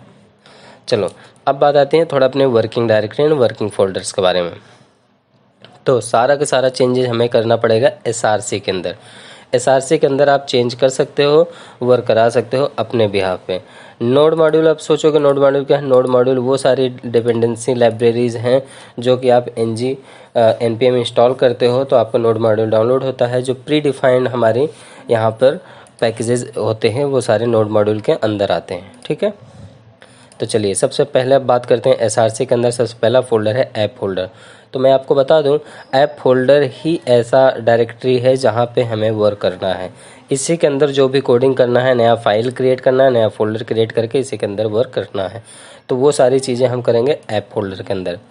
सेकेंड बात, एसेट्स के अंदर वो सारी चीज़ें रहेंगी जैसे आपके इमेज हो गया, कोई स्पेसिफिक स्टाइल शीट का फ्रेमवर्क हुआ, या कोई स्पेसिफिक स्टाइल शीट की आप कोड लिखे हैं तो उसको आप यहाँ रख सकते हैं। कोई स्पेसिफिक डमी डेटाबेस बनाए हैं जेसन फाइल में तो आप उसको यहाँ रख सकते हैं। तो एसेट्स बेसिकली अपने प्रोजेक्ट के एसेट्स को रखने के लिए काम आता है। थर्ड है इन्वायरमेंट्स के अंदर आप इन्वायरमेंट सेट कर सकते हो कि किस इन्वायरमेंट में हमारा प्रोजेक्ट रन होगा या रन होने के लिए इस इन्वायरमेंट की ज़रूरत है, तो उसको आप यहाँ पे डिफाइन कर सकते हैं। इसके अंदर 2 फाइल क्रिएट होती है, एक environment.prod.ts, एक environment.ts। तो इन्वायरमेंट फोल्डर भी समझ में आ गया। फेविकॉन आइकन है जो कि आपके एंगुलर में दिखाई देता है। index.html, बेसिकली index.html से हमारा प्रोजेक्ट स्टार्ट होता है, ये ऐप रूट पे जाता है। अब ऐप रूट आपको कहाँ मिलेगा? वो SRC के ऐप के अंदर मिलेगा, उसको अभी आपको डिस्कस करेंगे जो उसके अंदर फाइल बनी है। अभी उस फाइल पे हमने बात नहीं किया है। अब बात आती है main.ts polyfill.ts। आपको अभी यहाँ पे हमने ts config में दिखाया था polyfill एंड main.ts, जो कि पेज जैसे ही एग्जीक्यूट होता है उस टाइम पे ये वर्क होता है। पहले main.ts पे जाता है, polyfill.ts चेक करता है, कोई एरर नहीं है। main.ts के थ्रू बूटस्ट्रैपिंग मॉड्यूल को एग्जीक्यूट करके हमारे लाइफ साइकिल हुक को इंजेक्ट करके तब हमारा आउटपुट दिखाता है। वही इन दोनों का काम है। ठीक है, अब बात आती है style.css। Style dot C S S basically globally file एक बनाई जाती है जिस पे पूरा ग्लोबल पे आपको कोई अलग डिज़ाइन करना हो तो यहाँ पे आप डिज़ाइन कर सकते हैं, ठीक है। And the last test dot T S पे बेसिकली बहुत स्मॉल थिंग्स है ये जब टेस्टिंग चलता है तो उस केस में ये फाइल एग्जीक्यूट होती है और आपकी चेक करती है, इनिशियलाइज करती है कि कौन सा टेस्टिंग इन्वायरमेंट आपका चल रहा है। उस टेस्टिंग इन्वायरमेंट के बिहाफ पे आपका ये एरर देता है। कोड रन टाइम इन्वायरमेंट है टेस्टिंग करता है, एक कोड टाइम इन्वायरमेंट टेस्टिंग करता है। तो कोड टाइम पे रहता है तो तुरंत एग्जीक्यूट करके आपको आपके प्लेटफॉर्म पे स्टैटिक दिखा देता है कि ये आपका एरर है। कभी कभी आउटपुट पे दिखाता है वो एरर, तो वो सारी चीज़ को हैंडल ये टेस्ट डॉट टी एस करता है, ठीक है। सो आई थिंक ये इतना काफ़ी है आपके लिए। अब आ जाते हैं ऐप फोल्डर के अंदर जो बाकी फाइल से बने हैं इन पे क्या काम होगा और कैसे काम करेंगे, ठीक है। तो सबसे पहले है app routing module dot T S. Basically ये प्री जनरेटेड है फाइल। जब हम सिस्टम इंस्टॉल करते हैं तो समय मांगता है would you like to add routing module. जो आपसे क्वेश्चन बोला था तो मैंने यस किया था, तो वो यस किया था तब ये फाइल आया था। अगर मैं नो कर देता तो ये फाइल ना आता। बेसिकली ये हमारे प्रोजेक्ट को के राउटिंग को डिफाइन करता है। फिलहाल हम राउटिंग पे बहुत सारी बात करने वाले हैं आगे आने वाले वीडियो में, लेकिन ये फाइल एंड फोल्डर का स्ट्रक्चर समझाने का टाइम है तो यहाँ पे समझा देता हूँ। तो जैसे इन्होंने पहले से बना रखा है ऐप के अंदर ये सारी स्ट्रक्चर, इसी तरीके से हम मैनुअली जब फोल्डर बनाएंगे इसके अंदर तो उसके अंदर भी यही स्ट्रक्चर हम फॉलो करेंगे, ठीक है। उसके अंदर app component dot C S S बनाएंगे, app component dot H T M L बनाएंगे, app component dot spec dot T S बनाएंगे, app component dot T S बनाएंगे और app component dot module dot T S बनाएंगे। Basically ये file एक single time generate होती है app के अंदर और इसी से सारा का सारा प्रोजेक्ट एग्जीक्यूट होगा, सारा का सारा हमारा कोड एग्जीक्यूट होकर रन होकर आउटपुट दिखाएगा। अब रही बात app module dot T S, ये ऐसा फाइल है, ऐसा मतलब स्टार्टिंग पॉइंट है जहाँ पर आपको कोई भी कंपोनेंट क्रिएट करोगे तो यहाँ पे बताना पड़ेगा कि हमने ये कंपोनेंट क्रिएट किया है और अब हमें इस कंपोनेंट को एग्जीक्यूट करने की अथॉरिटी दो। तब ये अथॉरिटी देगा, मतलब एग्जीक्यूट करके तुम्हें राइट देगा, तब आप उसको एग्जीक्यूट कर सकते हो। ये एक जनरल वे में मैं आपको समझा रहा हूँ, इसको मैं और अच्छे से भी समझाऊंगा जब आगे राउटिंग वाला कॉन्सेप्ट आएगा तो, ठीक है। तो इसलिए कह रहा हूँ कि प्लेलिस्ट देखना आपके लिए बहुत ज़्यादा इंपॉर्टेंट है। अगर आपको बिगनर टू हीरो बनना है तो ज़ीरो टू हीरो बनना है तो सिंपल सी बात है, ए टू जेड कॉन्सेप्ट यहाँ पे समझाने वाला हूँ। नेक्स्ट है app component dot T S. App component dot T S पे हम ये इसमें टी एस का कोड लिखते हैं, इसमें हम कंस्ट्रक्टर बनाते हैं, लाइफ साइकिल हो कि मतलब यहाँ पे राइट करते हैं, अपने मेथड्स लिखते हैं, तो वो सारे मेथड्स यहाँ पे लिखे जाते हैं। रही बात स्पेक डॉट टी एस की, तो ये एक टेस्टिंग फाइल होती है उस पर्टिकुलर कंपोनेंट की जो आप क्रिएट करते हो।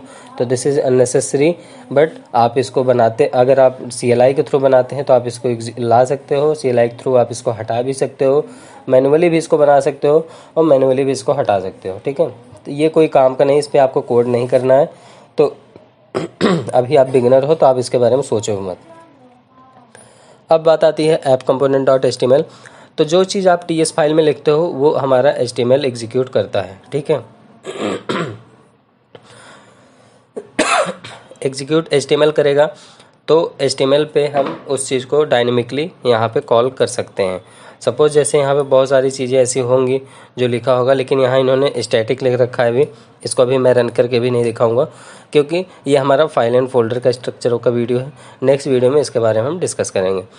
App component dot C S, अगर उस पर्टिकुलर कंपोनेंट पे कुछ आप CSS परफॉर्म करना चाहते हो, स्टाइलिंग परफॉर्म करना चाहते हो तो आप इसको यूज कर सकते हो। तो ये रहा file and folder structure. So I hope कि ये सारी चीज़ें समझ में आई होगी। अब नेक्स्ट वीडियो पे हम बात करेंगे, नेक्स्ट टॉपिक पे बात करेंगे नेक्स्ट वीडियो में। तो आई थिंक इतना आपके लिए काफ़ी है। कोई भी डाउट हो तो आप हमें कमेंट में ज़रूर पिंग करें, बताएं क्या आपको प्रॉब्लम आ रही है, उसको मैं सॉल्व करूँगा। नेक्स्ट वीडियो आपके लिए इम्पॉर्टेंट है, where we write code print first message, ठीक है। अपना सबसे पहला प्रोग्राम एग्जीक्यूट करूँगा नेक्स्ट वीडियो में, किस तरीके से कोड लिखते हैं, कहाँ लिखते हैं। तो मिलते हैं नेक्स्ट वीडियो में, तब तक के लिए bye bye. Keep practice, keep coding, take care. कोई भी डाउट हो तो कमेंट जरूर करें। आपके लिए एक इम्पॉर्टेंट नोटिफिकेशन है कि साथ ही साथ जावास्क्रिप्ट का ट्यूटोरियल लाने वाला हूँ। आप यहाँ देख सकते हैं जावास्क्रिप्ट ट्यूटोरियल इन हिंदी, ठीक है।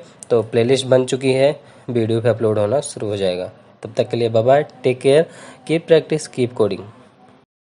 हाय everyone, welcome back to Testy Codiz. तो आज की इस वीडियो में हम लोग देखने वाले हैं अपना न्यू एपिसोड। और नए एपिसोड में सबसे पहले मैं आपको अपना शीट दिखा देता हूँ क्या स्टार्ट करूँगा। देखिए, सबसे पहले तो हमने डन किया था overview and concept of angular. उसके बाद हमने सीखा था इंस्टॉलेशन एंड प्रोजेक्ट सेटअप। उसके बाद सीखा था हमने फाइल एंड फोल्डर स्ट्रक्चर। फिर सीखा था वेयर वी राइट कोड। ठीक है, आज की इस वीडियो में हम लोग देखने वाले हैं कंपोनेंट, मैनुअल और एंगुलर CLI के थ्रू कंपोनेंट कैसे बनाते हैं। बेसिकली कैसे बनाते हैं वो तो ठीक है, थोड़ा बहुत हम ये भी देखेंगे कि इस कंपोनेंट में होता क्या क्या है और क्या इसका वर्किंग फ्लो होता है। ठीक है, क्योंकि अगर हम एंगुलर CLI की बात करते हैं तो कंपोनेंट बना देते हैं, कंपोनेंट हमारा वर्क करता है। लेकिन जब मैनुअल की बात होती है तो एटलीस्ट ये भी पता होना चाहिए ना कि मैनुअल कंपोनेंट में होता क्या क्या है। तो इसलिए सबसे पहले तो हम आते हैं अपने प्रोजेक्ट को, और प्रोजेक्ट को ओपन कर रखे हैं विजुअल स्टूडियो कोड पे। तो ये रहा हमारा बाय डिफ़ॉल्ट जो जब सिस्टम आप इंस्टॉल करते हैं सिस्टम में कोई भी प्रोजेक्ट, तो ऐप component.ts पहले से बन के आता है। तो बेसिकली एक कंपोनेंट के अंदर 4 फाइलें होती है। उसको मैं नोटपैड पे लिख देता हूँ जिससे कि आपको समझ में आ जाए। मैं नोटपैड ओपन किया और इस नोटपैड पे जब भी आप एंगुलर का कंपोनेंट क्रिएट करते हैं, एंगुलर कंपोनेंट क्रिएट करेंगे तो 4 फाइलें कंटेन होंगी। सबसे पहला आएगा component.html। उसके बाद दूसरा आपको आएगा, यहाँ पे मैं देता हूँ सेकेंड, और यहाँ पे आएगा CSS सैस जो भी आप यूज़ करोगे, स्टाइल शीट। एंड थर्ड आएगा spec.ts। ठीक है, spec.ts बेसिकली अननेसेसरी है, आप इसको हटा भी सकते हैं। और चौथा जो आता है क्रिएट होता है वो होता है main.ts फाइल हमारी। ठीक है, ts। तो बेसिकली एक कंपोनेंट क्रिएट करने में ये 4 फाइलें कंटेन होती हैं, 4 फाइलें क्रिएट होती हैं। आप इसको मैनुअली बना सकते हो और CLI कमांड लाइन के भी थ्रू बना सकते हैं। तो सबसे पहले मैं आपको बताऊंगा कैसे कमांड लाइन के थ्रू बनाते हैं। उसके लिए कमांड फायर करना पड़ता है जिसका नाम है ng। एंगुलर का कमांड है। G फॉर जनरेट, आप चाहो तो जनरेट लिख सकते हो यहाँ पे पूरा कम्प्लीटली, बट मैं शॉर्ट में लिखता हूँ NG space C for component होता है। और यहाँ पे कंपोनेंट नेम, तो कंपोनेंट नेम में सपोज मैं दे देता हूँ होम। ठीक है, तो होम नाम का कंपोनेंट ये क्रिएट करेगा। इसके अंदर 4 फाइलें आएंगी। अब कैसे फाइलें आएंगी, इस तरीके से कुछ जनरेट होगा, home dot component dot HTML, home dot component dot CSS, home component dot spec dot ts and last में आएगा होम कंपोनेंट डॉट ts। ठीक है, ये 4 फाइलें क्रिएट होगी। अब चलो इसको थोड़ा प्रैक्टिकल करके देखते हैं कि क्या वाकई में ऐसा वर्क करता है कि बस मैं जो बता रहा हूँ यही है। तो ठीक है, हम इसको ओपन करते हैं अपने इस पर। ये रहा हमारा प्रोजेक्ट में जहाँ पे मैं अपने फोल्डर को रखा हूँ। और यहाँ पे सिंपली मैं कमांड यही हिट करूँगा जो मैं अभी आपको TS पे लिखवाया। तो मैं सिंपली आपके सामने यहाँ से कॉपी करता हूँ इसको, Ctrl+C किया, या तो आप कॉपी करो और यहाँ राइट क्लिक करके पेस्ट कर सकते हो। ठीक है, तो मैंने पेस्ट किया और जैसे ही मैं यहाँ पे इंटर हिट करूँगा, आप देखना यहाँ पे भी ऐप अकेले है। ठीक है, ऐप के अंदर और कुछ नहीं है, तो इसके अंदर ऐप के अंदर आ जाएगा। चलो कमांड हिट करते हैं, हम इंटर प्रेस करते हैं। जैसे ही मैंने इंटर हिट किया, अब कुछ सेकंड वेट करना है। अगर आप फर्स्ट टाइम पे कोई भी कंपोनेंट क्रिएट करते हैं तो कुछ सेकंड के लिए वेट करना पड़ता है, अबव 30 या 40 सेकंड उतने में ही क्रिएट करके दे देता है। और कभी कभी थोड़ा सा ज़्यादा टाइम ले लेता है क्योंकि आपके इंटरनेट की स्पीड और इन सारी चीज़ों पे डिपेंड करता है, क्योंकि फर्स्ट टाइम ही लोड लेता है। ठीक है, उसके बाद जब आप बनाएंगे तो बहुत ईजिली बन जाएगा। देखो यहाँ पे 4 फाइलें क्रिएट हुई, home component dot HTML, home component dot spec dot ts, home component dot ts, home dot component dot CSS, जैसा कि मैंने बताया। और देखो यहाँ पे होम नाम का फोल्डर बना, इसके अंदर 4 फाइलें आप देख सकते हैं। ठीक है, तो इस तरीके से थोड़ा सा इसको मैं बड़ा कर देता हूँ जिससे कि आप लोग को दिख जाए ईजिली। इस तरीके से आप कमांड लाइन के थ्रू कंपोनेंट बना सकते हैं। अब चलिए बात करते हैं कि कंपोनेंट में होता क्या क्या है इन सारी फाइलों में। CSS की फाइल ब्लैंक होती है, इसमें कुछ भी नहीं मिलेगा। HTML पे एक पैराग्राफ टैग होता है, उसके अंदर जो कंपोनेंट बनाओगे उस कंपोनेंट का नेम एंड वर्क इसी तरह लिखा दिखेगा। ठीक है, उसके बाद spec.ts में थोड़ा सा टेस्टिंग के लिए कोड लिखा रहता है, जो कि मैंने पहले ही बता चुका हूँ कि ये अननेसेसरी होता है। इसको आप लिखो चाहे ना लिखो, तो इसे मैं क्लोज कर देता हूँ। And the last TS file में कुछ कोड होते हैं जिसको मुझे समझाना है, तो इसको मैं अभी समझा देता हूँ, जिससे कि आप मैनुअल अगर बनाते हो तो आपके लिए हेल्पफुल रहे। तो सबसे पहले आप जब बनाओगे तो इसी तरीके से एक फ़ाइल क्रिएट करोगे, ठीक है। सपोज जैसे ऐसे है, तो एक यहाँ पे फ़ोल्डर पहले क्रिएट करना पड़ेगा। तो हम यहाँ पे एक काम करते हैं, एक फ़ोल्डर क्रिएट करते हैं ऐप के अंदर। तो ऐप के अंदर आ गया मैं। अब यहाँ पे मैं न्यू फोल्डर पे क्लिक करूँगा। अब फोल्डर नेम आ गया, तो मैंने यहाँ देता हूँ अबाउट। मैंने दिया अबाउट, इंटर कर दिया। तो देखो अबाउट का फोल्डर आ गया, बट इसके अंदर कुछ नहीं है, तो इसके अंदर फाइलें क्रिएट करूँगा। तो यहाँ न्यू फाइल पे क्लिक करूँगा और यहाँ दूंगा about dot component dot T S, ठीक है। सबसे पहले टी एस फाइल में क्रिएट कर देता हूँ। एक फाइल क्रिएट हो गई। अब इसी तरीके से दूसरी फाइल क्रिएट करूँगा यहाँ पे about dot component dot HTML।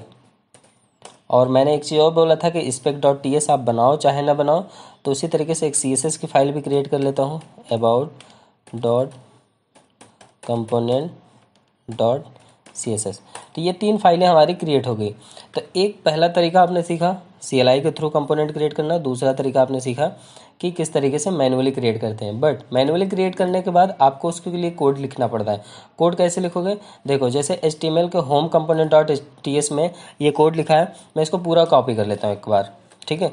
Copy करके अपने अबाउट पे आता हूँ, अबाउट कंपोनेंट डॉट TS पे पेस्ट कर देता हूँ। तो अभी यहाँ पे जब मैं पेस्ट कर दिया तो अभी यहाँ पे एरर आएगा। एरर क्यों आएगा? क्योंकि ये मैंने कोई ऐप मॉड्यूल को अपडेट नहीं किया। आप एक चीज़ ध्यान देना, टर्मिनल पे जब मैंने कमांड हिट किया था तो यहाँ लास्ट में लिखा था अपडेट सोर्स के अंदर, ऐप के अंदर जो ऐप मॉड्यूल डॉट TS है उसको अपडेट किया गया है। लेकिन जो मैनुअली आप बनाते हो उसको आप अपडेट नहीं करते हो तो ये प्रोजेक्ट हमेशा एरर देगा। कैसे एरर? जैसे ये एरर देता है। तो मैं इस पर क्या करता हूँ, इसको थोड़ा अपडेट करता हूँ जैसे मैनुअली मैंने बनाया। तो सिंपली यहाँ पे दे दूँगा अबाउट और इसी तरह यहाँ पे दे दूँगा अबाउट, ठीक है। अब ये तो डन हो गया, बट यहाँ पे जो एक्सपोर्ट कर रहा हूँ क्लास ये होम ही कंपोनेंट है, तो यहाँ पे मैं देता हूँ अबाउट, ठीक है। तो यहाँ सबसे पहले इसको मैं दूंगा अबाउट और इस पे भी मैं कंपोनेंट जो एक्सपोर्ट करूँगा वो अबाउट लिखूँगा, ठीक है। अब ये हमारा कंपोनेंट बनकर तैयार हो गया। अब इसी को हमें एक्सपोर्ट कर लूँगा अपने ऐप मॉड्यूल डॉट TS पे। तो यहाँ ऐप मॉड्यूल डॉट TS पे आऊँगा, जैसे यहाँ पे लिखा है होम कंपोनेंट, इसी तरीके से मैं यहाँ पे लिखूँगा अबाउट चलो कोई नहीं, इसको मैं हटा देता हूँ, ठीक है। ये हो गया। अब इसको यहाँ से हम फिक्स कर देते हैं। क्विक फिक्स करेंगे तो इंपोर्ट हो जाएगा ऑटोमेटिकली ऊपर और एरर दूर हो जाएगा। अब हमने मैनुअली कंपोनेंट बना दिया अबाउट का, और सिंपली यहाँ पे मैं अबाउट पे एक पैराग्राफ टैग लूँगा और इसके अंदर लिखूँगा अबाउट वर्क और सेव कर दूंगा। देखो अबाउट वर्क, ठीक है। तो इस तरीके से आप मैनुअली कंपोनेंट बना सकते हो और CLI के थ्रू भी कंपोनेंट बना सकते हो, लेकिन कोशिश करना कि आप CLI के थ्रू ही कंपोनेंट बनाना, जिससे कि आपका काम आसान हो और जल्दी से जल्दी आपका काम हो जाएगा और ईजिली हो जाएगा। प्लस में जो चीज़ अपडेट करने का होगा, मॉड्यूल वगैरह कभी कभी भूल जाते हैं मैनुअली बनाने के बाद, तो भूलोगे नहीं और ईजिली ये सारी चीज़ें हैंडल कर लोगे। तो आज की वीडियो में इतना ही, फिर मिलते हैं नेक्स्ट वीडियो में। कोई भी डाउट हो तो आप हमें कमेंट में ज़रूर दें। तब तक के लिए bye bye, keep practice keep coding. Next point हम बात करने वाले हैं pass value from TypeScript to HTML। Next point पे हम इस वीडियो पे कवर करेंगे pass value from TypeScript to HTML। TypeScript पे जब भी कोई वैल्यू पास करते हैं उसको HTML से कैसे रेंडर करते हैं, किस तरीके से रीड करते हैं, ठीक है। तो मिलते हैं नेक्स्ट वीडियो में, तब तक के लिए bye bye. Hi everyone, welcome back to tasty Codeiz. आज की इस वीडियो में हम लोग देखने वाले हैं pass value from TypeScript to HTML। पिछले वीडियो में हमने सीखा था how to create component manual and Angular CLI। बेसिकली पिछले वीडियो का बताने का बहुत ज़्यादा रीज़न ये था कि काफ़ी लोग को कन्फ्यूजन होती है कंपोनेंट्स कैसे क्रिएट होते हैं। कंपोनेंट बना तो लेते हैं CLI के थ्रू, बट मैनुअल कंपोनेंट नहीं बना पाते। तो पिछले वीडियो में हमने मैनुअल कंपोनेंट बनाना सीखा था, बट आज की इस वीडियो में कम्प्लीटली इंटरपोलेशन के बारे में बताने वाले हैं हम, और वैल्यू को कैसे पास करते हैं टाइप स्क्रिप्ट से HTML पे, उस पर पूरा कवर करने वाले हैं। ये वीडियो थोड़ा सा लंबा हो सकता है, 10-11 मिनट का। तो इस वीडियो में कंप्लीट इंटरपोलेशन के बारे में ही डिस्कस करने वाले हैं और कोई चीज़ कवर नहीं करेंगे। तो सबसे पहले तो हम अपने कंपोनेंट पे app component dot HTML and app component dot TS file open कर रखे हैं। जैसा कि यहाँ पर हम इन सारी चीज़ों को रिमूव कर देते हैं HTML फाइल से। और सबसे पहले यहाँ टाइप करते हैं एक H1 टैग, और यहाँ पे सिंपली जो भी हमारा आज वीडियो का टाइटल है उसी को हम पास करते हैं, pass value from TypeScript to HTML। ठीक है, तो इसको मिनिमाइज़ करते हैं और यहाँ पर टाइप करते हैं pass value from TypeScript to HTML। So basically यहाँ पर कोई भी वैल्यू होगा टाइप स्क्रिप्ट से HTML पे पास करना है। आप लोग समझ रहे होंगे, ये बहुत इजी और बहुत सिंपल काम है। लेकिन यहाँ पर कई नए तरीके से हम बताएंगे किस किस तरीके से वैल्यू पास किया जाता है टाइप स्क्रिप्ट से HTML में। तो सबसे पहले तो इसको HTML पे प्रिंट करा के दिखाते हैं, अपने ब्राउज़र पे दिखाते हैं इसका आउटपुट। एक सिंपली H1 टैग लिया हूँ और ये हमारा बेसिकली सीट रहा, और ये लोकल होस्ट 4200 पे हमारा प्रोजेक्ट रन हो रहा है। तो यहाँ पे भी H1 टैग पे लिखा है pass value from TypeScript to HTML। तो यहाँ पर सबसे पहली चीज़ सीखने वाली है कि स्ट्रिंग इंटरपोलेशन होता क्या है। तो स्ट्रिंग इंटरपोलेशन बेसिकली हम टाइप स्क्रिप्ट पे आते हैं और यहाँ देखो टाइटल लिखा है, टाइटल पे लिखा है एंगुलर ट्यूटोरियल। इसको मैं पूरा कर देता हूँ, ट्यूटोरियल। ठीक है, जिससे कि ये इजी टू अंडरस्टैंड हो जाए समझने में, एंगुलर स्पेस ट्यूटोरियल। ठीक है, और यहाँ पर YT लिखा है, YT is equal to Testy Codeiz. तो एक तरीके का यहाँ मैंने वेरिएबल डिफाइन किया है। पिछले वीडियो में अगर आपने देखा होगा तो पिछले वीडियो में ही इस बारे में थोड़ा सा मैंने डिस्कस किया था, बट आज कम्प्लीटली इस पर कवर कर रहा हूँ। तो चलो सबसे पहले इसको मैं इंटरपोलेट कराता हूँ। इस टाइटल वेरिएबल को कॉपी करता हूँ और अपने HTML पे आता हूँ। यहाँ पर मैं एक H2 टैग लेता हूँ, हेडिंग सेकंड टैग, और यहाँ पर इंटरपोलेट कराते हैं अपने टाइटल को। तो जैसे ही मैं यहाँ पर टाइटल पास करूँगा, TITLE, तो यहाँ टाइटल पास करूँगा, लेकिन हमारे इस टाइटल के वेरिएबल पे जो भी वैल्यू यहाँ TS फाइल में पास है, ये वैल्यू हमें वहाँ पे दिखाई देगी। चलो इसको आउटपुट पे देख लेते हैं ब्राउज़र पे। तो यहाँ पर दिख रहा है एंगुलर ट्यूटोरियल, मैंने जबकि दिया था टाइटल, और यहाँ वेरिएबल वैल्यू दिख रहा है एंगुलर ट्यूटोरियल। तो एक इस तरीके से हम टाइप स्क्रिप्ट वैल्यू पास कर सकते हैं HTML पे। एक और तरीका होता है, ये तो हमारा सिंपल स्ट्रिंग को सपोज मैंने पास किया एक वैल्यू से दूसरे कंपोनेंट दूसरे फाइल पे। ये टाइप स्क्रिप्ट की फ़ाइल है और ये HTML की फ़ाइल है। इस फाइल से इस फाइल पे डेटा ट्रांसफ़र हो गया। ठीक है, अब बात आती है, मान लो कोई मेथड हुआ, तो मेथड को कैसे हम इंटरपोलेट कराएंगे। तो इसको थोड़ी देर के लिए हटा देते हैं और यहाँ पे एक मेथड बनाते हैं। मेथड का नाम देते हैं get YouTube channel, get YouTube channel, और पैरेंथेसिस लगाते हैं और करली ब्रैकेट ओपन एंड क्लोज। वैसे अगर आप लोग ने जावास्क्रिप्ट पढ़ा होगा तो यहाँ पर कोई भी फंक्शन बनाने के लिए आपको फंक्शन लिखना पड़ता था, लेकिन ये हमारा टाइप स्क्रिप्ट है तो इसकी हमें ज़रूरत नहीं, तो इसको हम रिमूव कर देते हैं। ठीक है, और यहाँ पर मैं सिंपली एक वैल्यू रिटर्न कराऊंगा। यहाँ पर लिखूँगा return is equal to tasty Codeiz. यहाँ पे मैंने एक वैल्यू रिटर्न कराया, उस पर लिखा हूँ टेस्टी कोडीज, और इसको सेव कर देता हूँ। अब देखता हूँ ये मेथड को हम इंटरपोलेट करा पाते हैं कि नहीं। तो सिंपली इस मेथड को पूरा का पूरा कॉपी करेंगे। कॉपी करने के बाद हम अपने HTML पे आते हैं और यहाँ पर एक नया H2 टैग लेते हैं, और इस H2 टैग में करली bracket open and close 2 times करना है, और यहाँ पर गेट यूट्यूब चैनल लिख के पैरेंथेसिस करके सेव कर देना है। उसके बाद देखना आउटपुट में आपको यहाँ पर टेस्टी कोडीज दिखाई देगा। ठीक है, तो इस तरीके से हम कोई भी मेथड को भी इंटरपोलेट करा सकते हैं। अब नेक्स्ट पॉइंट आते हैं, यहाँ पर हम TS फाइल पे आते हैं। सपोज मान लो मेरे पास कोई ऑब्जेक्ट है और उस ऑब्जेक्ट को हमें इंटरपोलेट कराना है। तो ऑब्जेक्ट को इंटरपोलेट कराने के लिए सबसे पहले मुझे ऑब्जेक्ट पास करना पड़ेगा।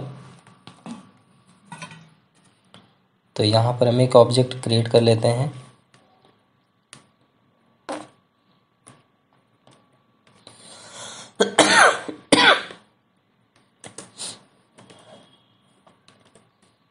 OBJ, और ऑब्जेक्ट में हम सिंपली आप लोग ऑब्जेक्ट बनाना जानते होंगे तो समझ जाएंगे। ऑब्जेक्ट में सिंपली मैंने ऑब्जेक्ट लिया, ऑब्जेक्ट के अंदर डेटा होता है। सपोज मैंने दिया यहाँ पे नेम, नेम पे मैंने दे दिया आशीष, और उसके बाद कॉमा दिया, यहाँ पे दिया एज, एज में दे दिया 28। इसी तरीके से मल्टीपल टाइम डेटा आप पास कर सकते हैं। और बेसिकली इसको बताने का मतलब ये है कि अब हम इस ऑब्जेक्ट को भी हम एक बार चेक करते हैं इंटरपोलेट करा के कि क्या ये ऑब्जेक्ट हमारा वैल्यू निकाल के देता है कि नहीं। तो इसको यहाँ से सेव करते हैं और अपने HTML पे आते हैं और यहाँ पर फिर से अगेन इंटरपोलेट कराते हैं एक S3 टैग पे।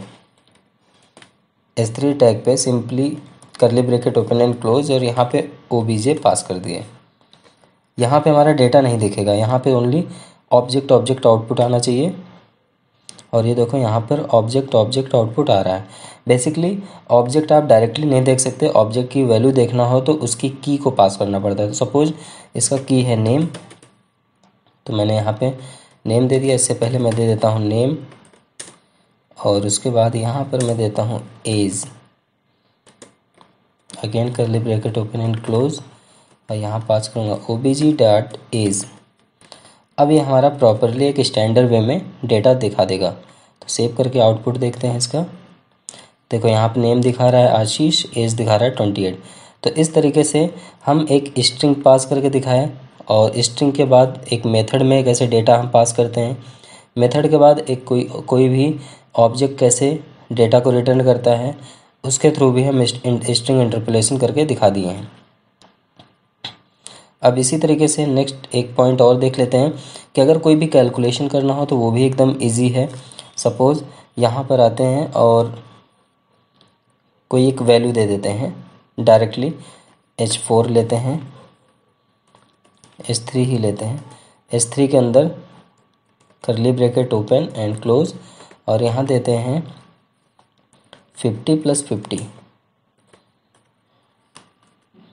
मैंने दिया 50 + 50, तो इसमें आंसर 100 आना चाहिए। तो एक बार देख लेते हैं, 100 आंसर आ रहा है। ठीक है, तो इस तरीके भी हम यहाँ पे न्यूमेरिकल ऑपरेशन परफॉर्म कर सकते हैं। सबसे पहले एक प्लेन टेक्स्ट हमने पास किया, दोबारा हमने एक वेरिएबल लिया, उस वेरिएबल में स्ट्रिंग पास किया, दोबारा हमने एक मेथड के अंदर कुछ वैल्यू पास करा के देखा, वो भी रिटर्न कर रहा है डेटा। उसके बाद हमने एक ऑब्जेक्ट लिया, ऑब्जेक्ट में भी मल्टीपल डेटा पास हो रहे हैं और वो भी रेंडर हो रहा है। और उसके बाद हमने यहाँ पे मैथमेटिकल ऑपरेशन भी परफॉर्म किया, वो भी हो रहा है। तो इसका मतलब है यहाँ पे सारी चीज़ें प्रॉपरली वर्क कर रही हैं। एक बार एक दो चीज़ें और दिखा देते हैं आपको। सपोज जैसे हमने 50-50 यहाँ दिया है, तो हम एक काम करते हैं, TS पे आते हैं, यहाँ पे वैल्यू पास करके भी आपको दिखा देते हैं। यहाँ पे मैंने दिया A = 500 and B = 500, then it will return 10,000. So let's check it. अब यहाँ पर हमने A 500 दिया, B भी 500 दे दिया, तो 10,000 यहाँ पे आंसर आना चाहिए। तो एक बार चेक करते हैं इसको। पहले HTML पे आएंगे और यहाँ पर हम जो 50-50 लिखे हैं A + B, ठीक है, और सेव कर दिए। सेव करने के बाद अब एक बार आउटपुट देख लेते हैं इसका। देखिए यहाँ पे 1000 आ रहा है, सॉरी यहाँ पे 1000 रिटर्न कर रहा है प्रॉपरली एकदम, क्योंकि 500 + 500 1000 होता है। उसके बाद यहाँ पे एक चीज़ और देख लेते हैं कि सपोज़ अगर हमें कोई भी एप्लीकेशन पे वर्क कर रहे हैं, तो हमें देखना हो कि उसका क्या URL, किस URL या किस पाथ पे हमारा प्रोजेक्ट रन हो रहा है। तो उसके लिए हमें एक काम करना पड़ता है। काम ये करना पड़ता है कि हम उसका करंट URL देखते हैं। तो यहाँ पे एक वेरिएबल लेते हैं करंट URL और इस पर मैं सिंपली पास करूँगा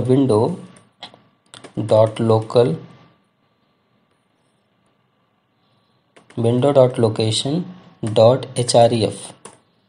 ठीक है, तो बेसिकली ये हमारे पूरे विंडो के लोकेशन को कैप्चर करके उसका हाइपर रेफरेंस बताएगा कि किस लोकेशन पे आपका प्रोजेक्ट रन हो रहा है।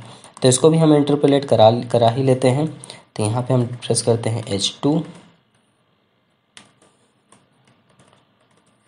और S2 करने के बाद यहाँ पर हम इस करंट URL को कॉपी करते हैं। कॉपी करने के बाद पेस्ट कर देते हैं। पेस्ट करने के बाद सेव करते हैं और अब देखते हैं यहाँ पे हमारा आउटपुट क्या दे रहा है। देखो HTTP localhost 4200 और यहाँ पे भी आपको सेम चीज़ ही मिलेगा। ठीक है,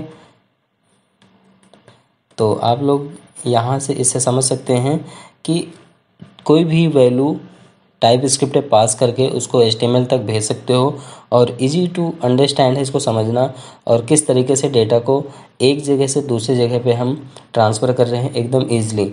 तो इसलिए टाइप स्क्रिप्ट में कोई भी डेटा हो आप उसको HTML में रेंडर करा सकते हैं बिल्कुल ईजी तरीके से। तो देख लेते हैं, और कुछ भी एक पॉइंट बचा रह गया है, वो ये है कि सपोज़ ये हमारा मेथड है। मेथड पे मैंने ऐसे रिटर्न कर रहा हूँ। सपोज़ यहीं पे मैं दे देता हूँ YT is equal to Ashish from Testy Codiz. ठीक है, और इस आशीष को ही मैं रिटर्न कर देता हूँ। अब देखो इस आशीष को रिटर्न करके चेक करता हूँ कि अब ये रिटर्न कर रहा है कि नहीं। तो ये देखो यहाँ पे एरर दे रहा है। एरर बेसिकली ये दे रहा है कि समझ नहीं पा रहा कि मतलब इंस्टेंस हम इसको डिफाइन कर देंगे, क्लास को समझ नहीं पा रहा। तो यहाँ पे हमें लगाना पड़ेगा दिस। तो मैंने लिखा दिस डॉट YT। अब देखो सेव करता हूँ और अब देखो आशीष फ्रॉम टेस्टिकोडीज आ गया। ठीक है, तो इस तरीके से हम पास कर रहे हैं वैल्यू को टाइप स्क्रिप्ट से HTML पे। और अगर इसमें कोई भी डाउट हो तो आप हमें कमेंट में बता सकते हैं। वैसे अब आज के लिए इतना ही है, pass value from TypeScript to HTML में। और नेक्स्ट वीडियो में हम देखने वाले हैं, सबसे पहले सीट ओपन कर लें तो बताते हैं हम लोग क्या देखेंगे नेक्स्ट। तो नेक्स्ट वैल्यू हम देखेंगे क्रिएट कंपोनेंट इनसाइड मॉड्यूल्स। ठीक है, तो आज के लिए इतना ही, मिलते हैं नेक्स्ट वीडियो में, तब तक के लिए बाय बाय। कोई भी प्रॉब्लम हो तो कमेंट ज़रूर ड्रॉप करें। Hello and welcome back everyone, मेरा नाम है आशीष और आप देख रहे हैं टेस्टिकोडी चैनल। सो गाइज, आज के इस वीडियो में हम लोग देखने वाले हैं क्रिएट कंपोनेंट इनसाइड मॉड्यूल्स। कोई भी कंपोनेंट क्रिएट करेंगे, वो भी कोई भी मॉड्यूल्स के अंदर। इस चीज़ को सीखने के लिए सिंपल सा है कि जब भी कोई भी आप प्रोजेक्ट बनाते हो या कोई भी आप नया प्रोजेक्ट क्रिएट करते हो तो उसमें एक मॉड्यूल क्रिएट होता है और उस मॉड्यूल के साथ साथ जब भी कोई कंपोनेंट बनाते हो तो उसी मॉड्यूल को अपडेट करता है। बट यहाँ पे हम देखने वाले हैं कस्टम तरीके से मॉड्यूल बनाना। कोई भी कंपोनेंट बनाएंगे एक मॉड्यूल के अंदर और उसी मॉड्यूल को हम कॉल कराएंगे अपने फ्रंट पेज पे। तो बेसिकली थोड़ा सा कॉम्प्लिकेटेड लग रहा होगा, लेकिन ये इम्पॉर्टेंट इतना है कि जब भी आप लेजी लोडिंग करते हैं तो उस केस में बहुत हेल्पफुल होता है। तो चलो सबसे पहले तो हम ये देख लेते हैं कि अभी तक हमने सीखा क्या क्या है। तो यहाँ पर इन सारे पॉइंट को हमने कवर कर लिया है, जो जो भी रेड कलर से पॉइंट है। सपोज़ आपको मैं रफली बता देता हूँ, overview and concept, installation, file and folder, where we write code, how to create component manually and Angular CLI, pass value from TypeScript to HTML। और ये वाला वीडियो थोड़ा ज़्यादा लंबा था और इसमें सिर्फ और सिर्फ इंटरपोलेशन को बताया हूँ, कितने तरीके से इंटरपोलेशन, कितने तरीके से टाइप स्क्रिप्ट से HTML पे डेटा ट्रांसफ़र किया जा सकता है, वो सारे स्टेप्स बता चुके हैं। अगर वीडियो नहीं मिला तो आपको आई बटन मिल जाएगा, देख सकते हैं। तो ये सारे पॉइंट्स कवर कर रखे हैं। आज के इस वीडियो में हम देखेंगे क्रिएट कंपोनेंट इनसाइड मॉड्यूल, जैसा कि आपको थंबनेल में दिखा है। तो चलिए शुरू करते हैं। सबसे पहले तो अपने प्रोजेक्ट को विजुअल स्टूडियो कोड पे ओपन कर लीजिए। और जब आप फ्रेश कोई भी प्रोजेक्ट क्रिएट करते हैं तो कुछ ऐसी फाइलें दिखती हैं। और जैसा कि मैंने बोला कि ऐप मॉड्यूल डॉट टीएस एक बनती है फाइल, एक ऐप कंपोनेंट डॉट टीएस और एक app component dot HTML, CSS, routing module dot TS and spec dot TS. तो बेसिकली हम आज एक नया मॉड्यूल क्रिएट करेंगे, उस मॉड्यूल के अंदर कंपोनेंट बनाएंगे और देखेंगे क्या होता है और किस तरीके से ये वर्क करता है। अगर आप जब बहुत ज़्यादा बड़ा प्रोजेक्ट बनाते हो तो उस केस में हर कंपोनेंट का अपना अलग मॉड्यूल बनाना पड़ता है और उस मॉड्यूल वाइज से उसको रन कराना पड़ता है। इससे क्या होता है, हमारा प्रोजेक्ट का जो हैवी वेट होता है वो लाइट वेट हो जाता है और आपका एप्लीकेशन बहुत बूस्ट करता है, बहुत तेज़ चलता है। तो इस पर्पज़ से इस तरीके से प्रोजेक्ट बनाए जाते हैं। तो चलिए सबसे पहले तो हम इसे सीखते हैं कि कैसे बनाया जाएगा। सबसे पहले हम मॉड्यूल क्रिएट करना सीखेंगे। मॉड्यूल क्रिएट करने के लिए आपको करना क्या है, सिंपली टर्मिनल पे आना है। जहाँ भी आपका प्रोजेक्ट का पाथ होगा उस प्रोजेक्ट के पाथ के टर्मिनल पे आ जाओ और यहाँ पे एक सिंपली कमांड फायर करो, ng G for generate, M for module और यहाँ मॉड्यूल नेम। तो सपोज मैं यहाँ पे यूजर्स मॉड्यूल देता हूँ, एक यूजर्स नाम का मॉड्यूल बनाता हूँ। इसके अंदर मैं लॉगिन, रजिस्ट्रेशन, प्रोफाइल 3 कंपोनेंट बनाऊंगा, तीनों कंपोनेंट को फ्रंट पे कॉल करने के लिए। ठीक है, तो फिलहाल तो यहाँ पे हमारा देखो यूज़र मॉड्यूल क्रिएट हो चुका है। मॉड्यूल क्रिएट होने के साथ साथ मैं आपको बता देता हूँ कि यहाँ पे ऐप के अंदर यूज़र्स नाम का एक फ़ोल्डर बनाया है। फ़ोल्डर के अंदर user.module.ts फाइल बनी है। चलिए इसको देख लेते हैं। तो यहाँ पर आते हैं, देखो यूज़र्स नाम का फ़ोल्डर बन गया है और इसके अंदर हमारे यूजर्स मॉड्यूल नाम की फ़ाइल बन चुकी है। आप इसको जब ओपन करके देखोगे तो बिल्कुल सिमिलर वैसे ही इसमें कोड लिखे हैं जैसे ऐप module.ts पे हैं। देखो दोनों को मैं ओपन कर देता हूँ। यहाँ पर मैंने ओपन किया तो यहाँ पे इतनी सारी फाइलें हैं, जहाँ पे ऐप राउटिंग मॉड्यूल है, ब्राउज़र मॉड्यूल है, बाकी सारी की सारी फाइलें आपको यहाँ यूज़र मॉड्यूल पे भी मिल जाएगी। ठीक है, तो यहाँ पर भी एक्सपोर्ट किया गया है क्लास, इंपोर्ट एरे है, डिक्लेरेशन है, ng मॉड्यूल है और यहाँ पे भी मॉड्यूल का जो नेसेसरी लाइब्रेरीज़ हैं वो इंपोर्ट हुए हैं। ठीक है, तो अब हम बात करते हैं इसके अंदर कोई कंपोनेंट बनाते हैं तो उसको हम कैसे कॉल करेंगे फ्रंट एप्लीकेशन पे, मतलब यूज़र को फ्रंट पे दिखाने के लिए कि हमारा ऐप कंपोनेंट भी चलता रहे और इस यूज़र मॉड्यूल का भी कंपोनेंट रन होता रहे।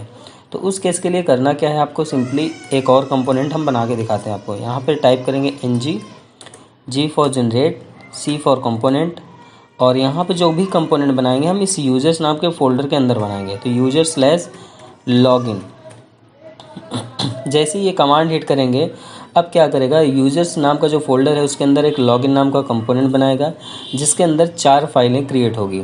बेसिकली 4 फाइलें क्रिएट वही होती हैं जो नेसेसरी है, HTML, spec.ts, ts and css।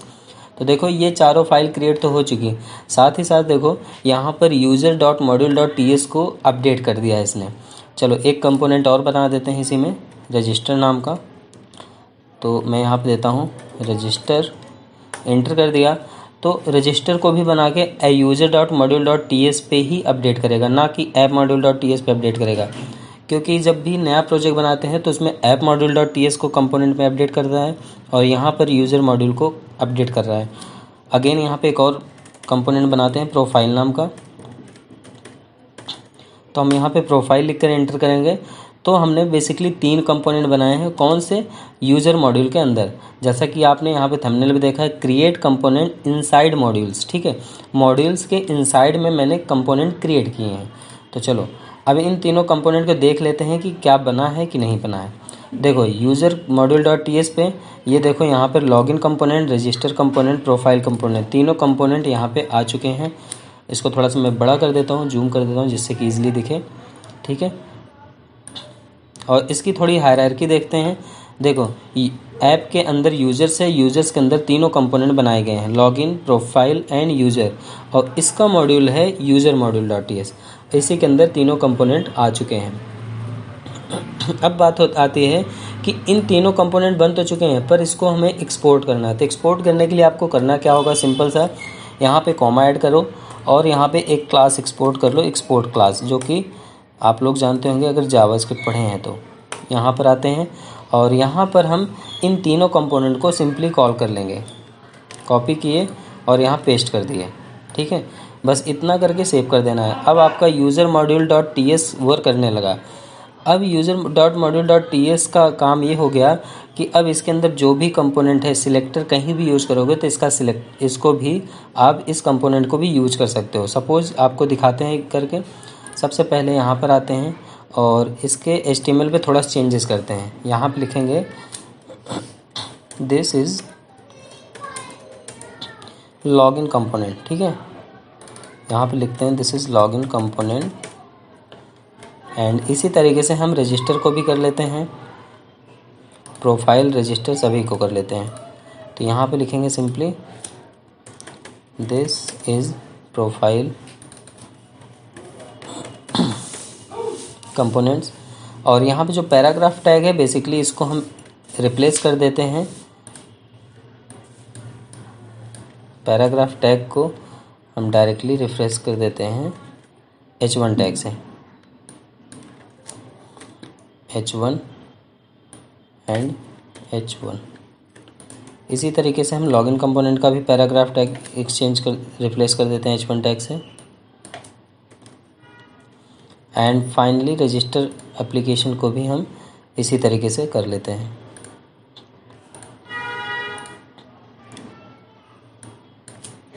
अब इन तीनों कंपोनेंट का काम ये है कि ये वर्क तो करेंगे लेकिन यूज़र मॉड्यूल के थ्रू करेंगे, ठीक है।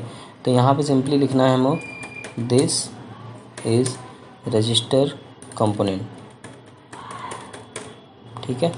सेव कर देते हैं इसको, और सेव करने के बाद एक बार चेक करते हैं। बेसिकली इसको अभी नहीं दिखाना चाहिए, फ्रंट पे अभी नहीं आना चाहिए, क्योंकि अभी हमने कोई सिलेक्टर नहीं कॉल किया और इस यूज़र मॉड्यूल को भी नहीं बताया कि ये कहाँ प्रिंट करेगा। ब्राउज़र पे आते हैं और एक बार चेक कर लेते हैं कंसोल पे कोई एरर तो नहीं आ रहा। तो यहाँ पे कंसोल पे तो कोई एरर नहीं है, और मेमोरी वगैरह भी आप चेक कर सकते हैं यहाँ पर, ठीक है। यहाँ पे कोई एरर नहीं है। तो अब हम क्या करेंगे, इसको यूज़ करना है कैसे है। यूज़ ऐसे करेंगे आप कि इसका सिलेक्टर उठाएंगे, टीएस फाइल पे जाएंगे, ये जो सिलेक्टर है इसको सिंपली कॉपी करना है आपको, और आपको directly app component dot HTML पे आना है और यहाँ डायरेक्टली सिलेक्टर को पास कर देना है। मैंने सिलेक्टर को यहाँ पास कर दिया। इसी तरीके से ऐप रजिस्टर, और इसी तरीके से मैं करूँगा पास ऐप प्रोफाइल। अब यहाँ पे देखो रेड कलर का ऑप्शन आ रहा है, इसका मतलब है कि ये एरर है। एरर इसलिए है कि ये एक्चुअली ऐप मॉड्यूल समझ नहीं पा रहा है कि ये किस टाइप का सिलेक्टर हमको पास किया जा रहा है। तो इसको ये बताने के लिए आपको app component dot module dot TS पे आना है, और यहाँ पर आपको यूज़र मॉड्यूल को यहाँ पे इंपोर्ट करना पड़ेगा। तो इंपोर्ट करने के लिए आपको सिंपली यहाँ पर आना है और यूज़र, यहाँ से आप डायरेक्टली यूज़र मॉड्यूल का जो भी क्लास एक्सपोर्ट हुआ है इसको कॉपी करिए और ऐप मॉड्यूल डॉट टीएस पे आके इसको पेस्ट कर दीजिए। पेस्ट करने के बाद अब यहाँ पे क्विकली ऑटोमेटिकली इंपोर्ट हो जाएगा टॉप पर।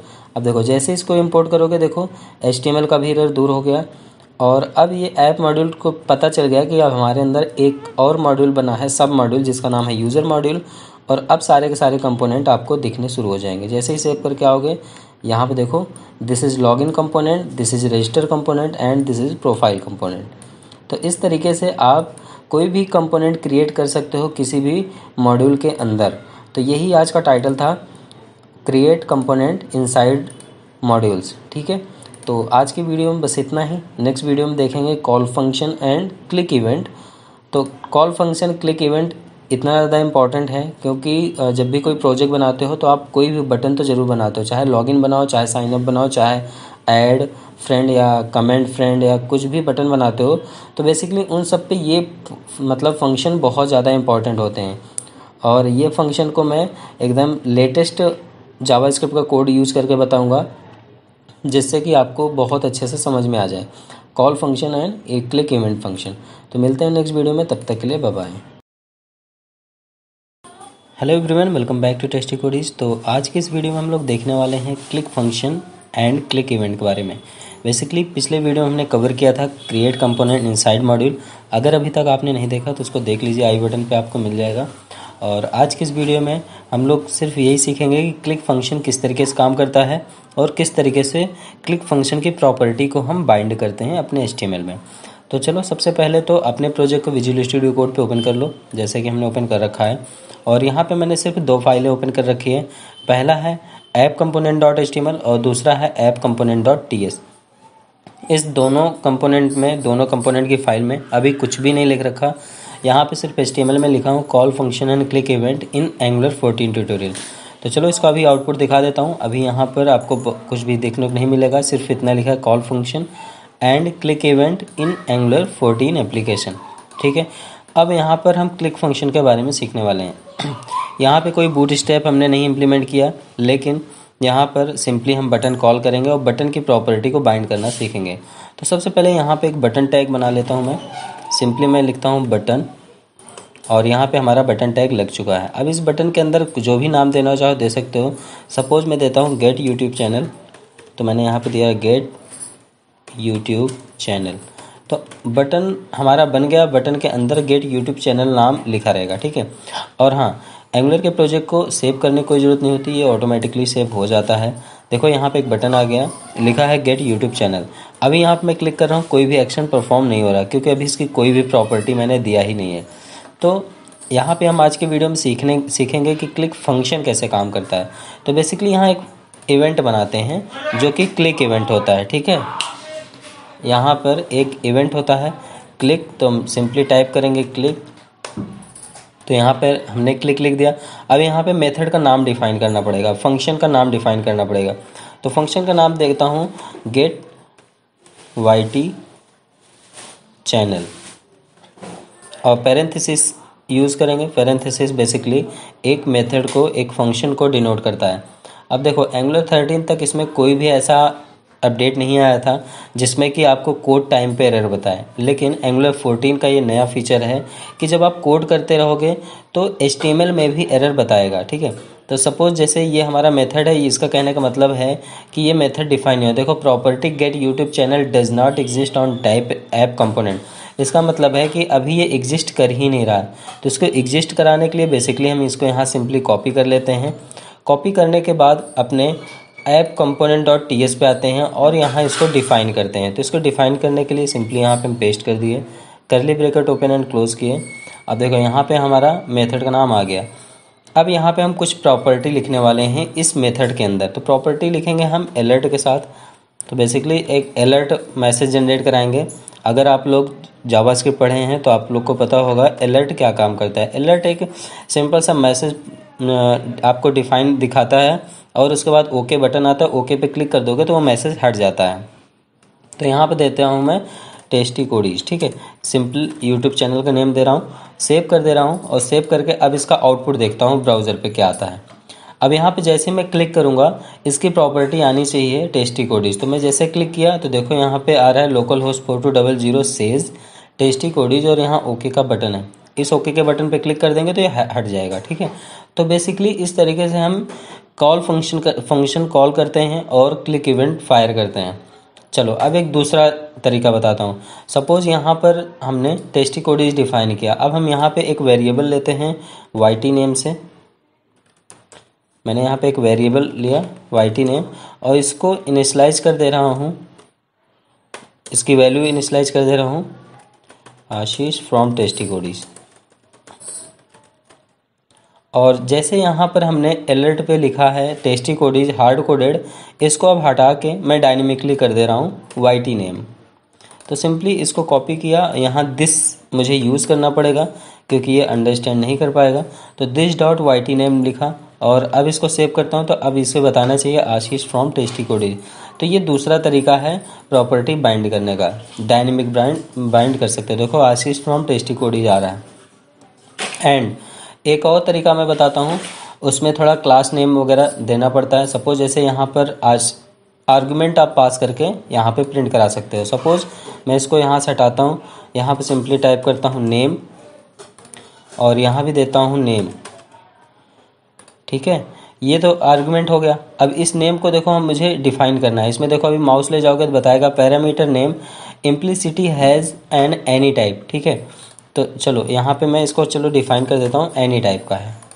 अब इस नेम को मुझे डिफाइन करना पड़ेगा एज ए आर्गूमेंट अपने HTML में। देखो HTML पे एरर आने लगा क्योंकि वहाँ पे मैंने आर्गूमेंट दिया था। अब ये कह रहा होगा expected 1 argument but you got 0, मतलब ये एक्सपेक्ट कर रहा है कि एक आर्गूमेंट होना चाहिए और पर अभी तक हमने 0 आर्गूमेंट दिया है। तो यहाँ पर हम एक काम करते हैं, यहाँ पर वो मैसेज पास कराते हैं वेलकम टू टेस्टी कोडीज, ठीक है। अब ये एज ए आर्गूमेंट वर्क कर रहा है। ये मैसेज ही पूरा का पूरा हमारा आर्गूमेंट के तरीके से वर्क कर रहा है। ये मैसेज ही पूरा हमारा बाइंड होगा, ठीक है। इसका आउटपुट देख लेते हैं। ब्राउज़र पे आते हैं और जैसे यहाँ पे मैं क्लिक कर रहा हूँ तो दिखा रहा है वेलकम टू टेस्टी कोडीज। तो यहाँ पे हमने 3 तरीके से प्रॉपर्टी को बाइंड कराना सिखाया है। कॉल फंक्शन किस तरीके से वर्क करता है और क्लिक इवेंट किस तरीके से वर्क करता है, ये दोनों तरीका मैं बता दिया, ठीक है। सपोज यहाँ पे क्लिक है, यहाँ पे YT चैनल है। अब इसी की जगह पर आप कुछ और भी यूज कर सकते हो, ये एज ए आर्गूमेंट ही माना जाएगा। यहाँ पर आते हैं और आप चाहो तो यहाँ पर कुछ और भी टाइप कर सकते हो। सपोज अगर मुझे यहाँ पे पास करना है YT नेम और इस YT नेम को ही मैं यहाँ पे प्रिंट करा देता हूँ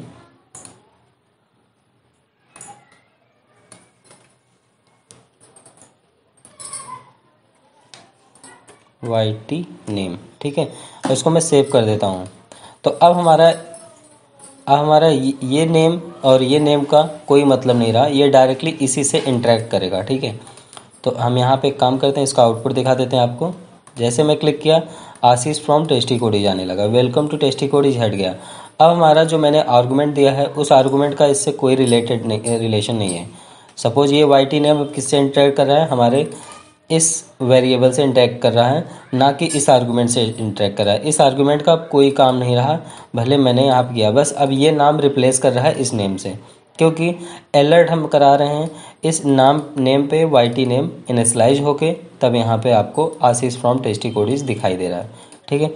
तो इस तरीके से हम कॉल फंक्शन और क्लिक इवेंट यूज़ करते हैं। इस तरीके से हम क्लिक इवेंट के थ्रू हम प्रॉपर्टी को बाइंड करते हैं।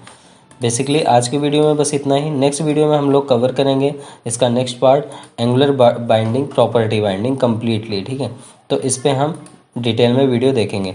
तो ये पूरा हो चुका है, तो मैं इसको, इस पूरे रो को मैं कलर कर दे रहा हूँ, इसके टेक्स्ट को यहाँ से मैंने इसको कलर कर दिया, तो ये डन हो चुका है। नेक्स्ट वीडियो में हम सीखेंगे एंगुलर बाइंडिंग। सो तब तक के लिए bye bye, keep practice, keep coding. Hi everyone, welcome back to tasty codies. मेरा नाम है आशीष और आज की इस वीडियो में हम लोग देखने वाले हैं एंगुलर प्रॉपर्टी बाइंडिंग। बेसिकली पिछले वीडियो में हमने कवर किया था कल क्लिक फंक्शन और क्लिक इवेंट के बारे में। उसमें मैं सिर्फ ये बताया था कि क्लिक फंक्शन कैसे वर्क करता है, ठीक है। और उसमें थोड़ा बहुत प्रॉपर्टी बाइंडिंग का भी डेटा था, तो उसके लिए मैं साथ में लिख दिया था। लेकिन आज प्रॉपर्टी बाइंडिंग बताने वाला हूँ। तो प्रॉपर्टी बाइंडिंग बताने से पहले मैं बता दूं कि पिछले जितने वीडियो कवर किए हैं वो सारे वीडियो आप प्रॉपरली देखते चलो। बीच बीच में मैं एक आध हो सकता है प्रोजेक्ट का वीडियो डाल दूं, जिससे कि आपकी स्किल और पावरफुल हो जाए, ठीक है। तो आज के इस वीडियो में प्रॉपर्टी बाइंडिंग देखेंगे। प्रॉपर्टी बाइंडिंग में बहुत थोड़ा सा मैं डिस्क्रिप्शन दूंगा, बाकी प्रैक्टिकल करके दिखाऊंगा और एक सिंपल सा कैलकुलेशन करके दिखाऊंगा, ठीक है। जैसा कि अभी हमने प्रोजेक्ट ओपन कर रखा है, रन करा रखा है, साफ साफ आपको दिख रहा होगा angular property binding simple calculation in angular 14, ठीक है। एंगुलर 14 में कैलकुलेशन करेंगे छोटा सा और एंगुलर प्रॉपर्टी बाइंडिंग को समझेंगे। तो चलो सबसे पहले प्रॉपर्टी बाइंडिंग हम बता देते हैं होता क्या है। ये एक तरीके का वन वे डेटा बाइंडिंग है। इस बाइंडिंग के डेटा को हम डॉम एलिमेंट के थ्रू मैनिपुलेट करके अपने विंडो मतलब ब्राउजर पे दिखाते हैं, ठीक है। बस इतना समझो, बाकी डिस्क्रिप्शन तो आप हमसे ज़्यादा स्मार्ट हो, थ्योरी पढ़ ही लोगे, ठीक है। बाकी इसके प्रैक्टिकली कैसे वर्क होता है उस पर हम फोकस करते हैं।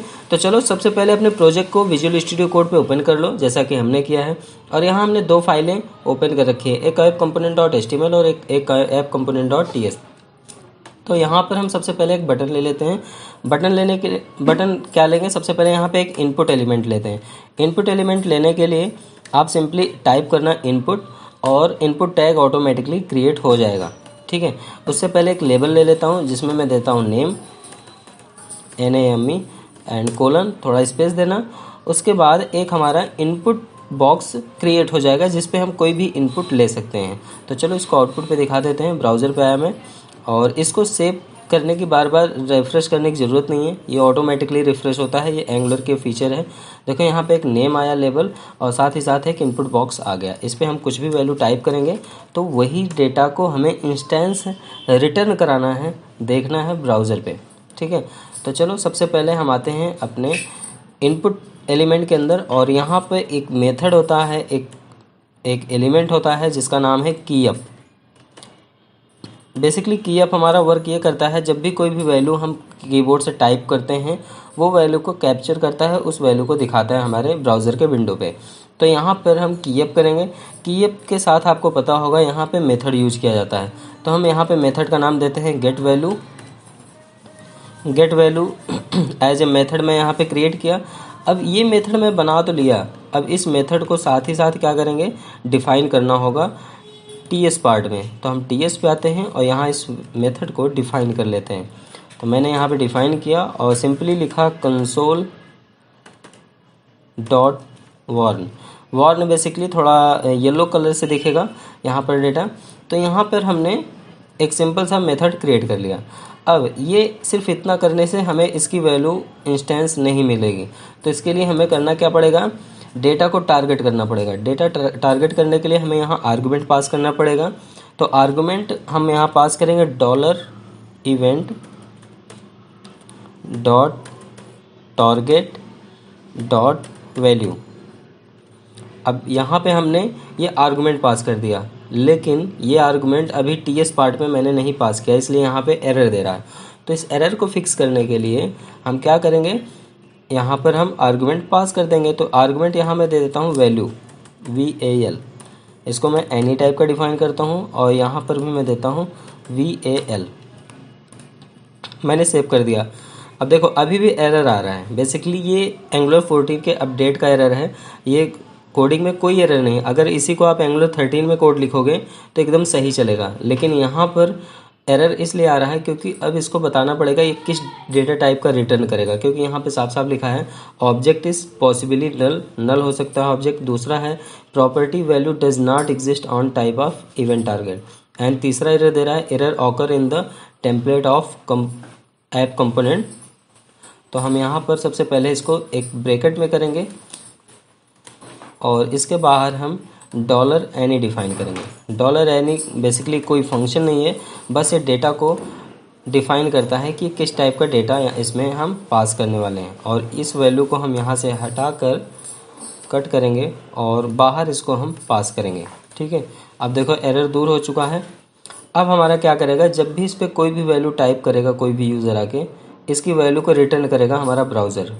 तो चलो इसको देख लेते हैं। सबसे पहले यहाँ ब्राउज़र पे आते हैं और कंसोल ओपन करते हैं। कंसोल ओपन करने के लिए राइट क्लिक करना है और सबसे बॉटम पे दिखेगा इंस्पेक्ट, इस पर आप क्लिक करना। क्लिक करने के बाद आपको यहाँ पे कंसोल का टैब मिलेगा, इस कंसोल के टैब पे क्लिक करना तो यहाँ पे आपको आउटपुट दिखेगा। बेसिकली आपका जब कोई एरर होगा तो यहीं पे आउटपुट पे एरर दिखा देगा। अभी कोई एरर नहीं है तो कोई एरर नहीं आ रहा। इसको मैं क्लियर करता हूँ और यहाँ टाइप करता हूँ ए। देखो यहाँ पे ए दिख रहा है। अगर एस टाइप करा तो AS दिख रहा है, ई टाइप कर रहा हूँ तो ASE दिख रहा है, डबल ई किया तो ASEEQ, ASEEQ। तो कहने का मतलब है यहाँ पे जो भी वर्ड हम टाइप करेंगे वो कैप्चर करेगा ब्राउज़र और उसको कैप्चर करके आउटपुट में हमें दिखा देगा। तो यही होता है प्रॉपर्टी बाइंडिंग। लेकिन सिर्फ इतने से नहीं, एक और एग्जांपल इसको देखते हैं एक और तरीके से। अभी तो हमने डायरेक्टली ऐसे टाइप कर दिया, अब अपने यहाँ पे एक काम करते हैं, इस जो भी कैप्चर कर रहा है इसको हमें दिखाना है ब्राउज़र पे। अभी तो मैं कंसोल पे देख रहा हूँ, तो ब्राउज़र पे दिखाने के लिए हम एक काम कर लेते हैं, यहाँ पे एक वेरिएबल डिफाइन करते हैं। वेरिएबल का नाम देते हैं YT नेम और इसको बाय डिफ़ॉल्ट हम नल रखते हैं। नल मीन्स ब्लैंक रखते हैं। अब इस ब्लैंक वैल्यू को हम इनिशियलाइज़ करेंगे। इनिशियलाइज़ करने के लिए इस मेथड के अंदर आते हैं, this dot YT name is equal to val. अब ये वैल्यू की जो भी वैल्यू टाइप होगा वो कहाँ पे इनिशियलाइज हो जाएगा, YT नेम पे आ जाएगा। और इस YT नेम को हम इंटरपोलेट करा लेते हैं। तो इसको मैं कॉपी किया, अपने HTML पे आया और सिंपली यहाँ पे इंटर किया और एक H1 टैग लिखा। इस H1 टैग के अंदर उस वैल्यू को हम वेरिएबल को इंटरपोलेट करा लिए, सेव कर दिए। अब देखिए इस पर कितना शानदार तरीके से दिखेगा। आते हैं ब्राउज़र पे।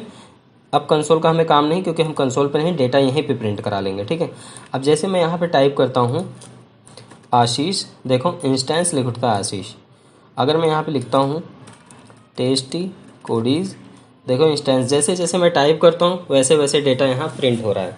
तो इस तरीके से आप वैल्यू को कैप्चर कर सकते हैं थ्रू द प्रॉपर्टी बाइंडिंग। जैसा कि मैंने यहाँ पे लिखा हूँ सिंपल कैलकुलेशन, तो आप यहाँ पे सिंपल कैलकुलेशन कर सकते हैं। चलो उसके लिए मैं यहाँ पे बता देता हूँ। सिंपली हम यहाँ पर थोड़ा सा हैश टाइप कर लेते हैं और उसके बाद यहाँ पर हम लेते हैं वैल्यू 1 कोलन और यहाँ पे सिंपल हम इनपुट एलिमेंट फिर से लेते हैं। इनपुट एलिमेंट लिया और इसमें मैं दे रहा हूँ हैज़ नंबर 1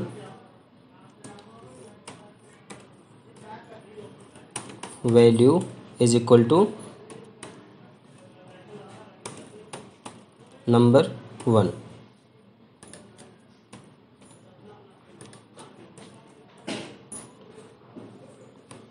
सेम इसी तरीके से मैं एक काम करता हूँ और इसको एक और वैल्यू यहाँ पे पास कर लेता हूँ एंड थर्ड में एक बटन बना लेता हूँ। बटन बनाने के बाद यहाँ पे मैं दे देता हूँ सम ऑफ नंबर,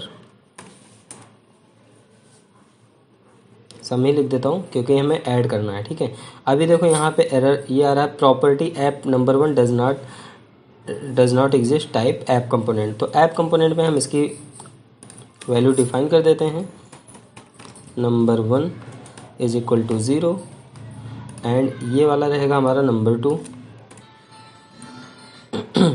तो इसको भी हम डिफाइन कर लेते हैं, नंबर 2 को भी इज इक्वल टू 0। तो दोनों वैल्यू को हमने डिफाइन कर लिया। और तीसरा जो है सम को भी मैं डिफाइन ही कर लेता हूँ। ठीक है, तो हमने यहाँ पे लिखा सम इज इक्वल टू 0। अब बेसिकली ये वर्क कुछ इस तरीके से करेगा कि अब इसके लिए मुझे एक मेथड फायर करना पड़ेगा। उस मेथड के बिहाफ पे यहाँ पर हमारा सारा का सारा वर्क होगा। ठीक है, तो मेथड कुछ ऐसे हम फायर करेंगे यहाँ पे। यहाँ पर अब देखो सिंपल सा, सबसे पहले इसका आउटपुट देख लेते हैं कि आपको अभी दिख कैसा रहा है। ठीक है, क्योंकि ये एक सिंपल सा मैंने बटन बनाया है ऐड करने के लिए, और यहाँ पे भी मेथड लिखूंगा, उसको भी मैं आपको दिखाता हूँ।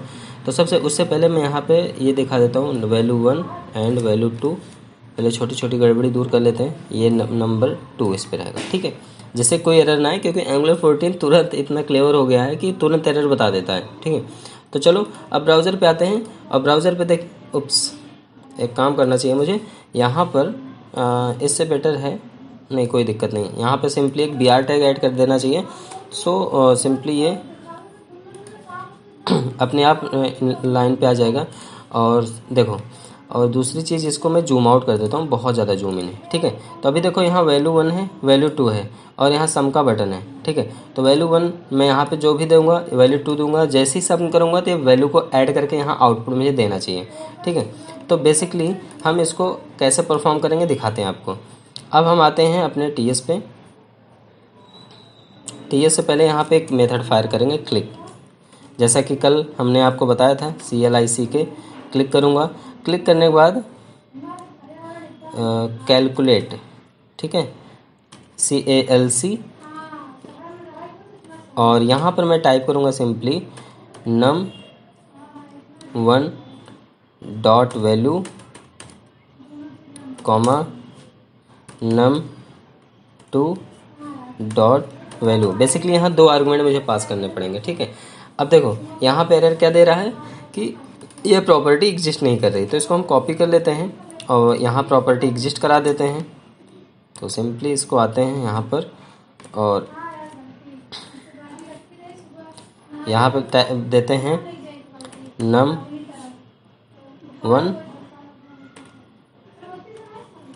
num2। ठीक है, num1 एंड num2। अब देखो यहाँ पर इसको बताना पड़ेगा किस टाइप का है, तो यहाँ पे टाइप बता देते हैं, नंबर दे देते हैं, नंबर, एंड ये भी हमारा रहेगा नंबर। अभी यहाँ पे 1-2 चीज़ और एक्स्ट्रा बताऊंगा जो कि काफ़ी इंपॉर्टेंट है। अब यहाँ पे सिंपली लिखूंगा दिस डॉट सम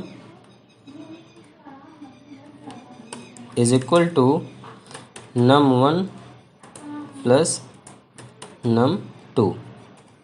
ठीक है, अब देख लेते हैं कि क्या ये वैल्यू नम कर रहा है कि नहीं कर रहा। उससे पहले यहाँ पे आते हैं, देखते हैं इसका क्या सीन है। Type string is not assignment. अच्छा, ये बता रहा है कि ये स्ट्रिंग टाइप का है, मैंने नंबर डिफाइन किया है। तो सिंपली यहाँ पर मैं देता हूँ एनी और इसको भी देता हूँ एनी।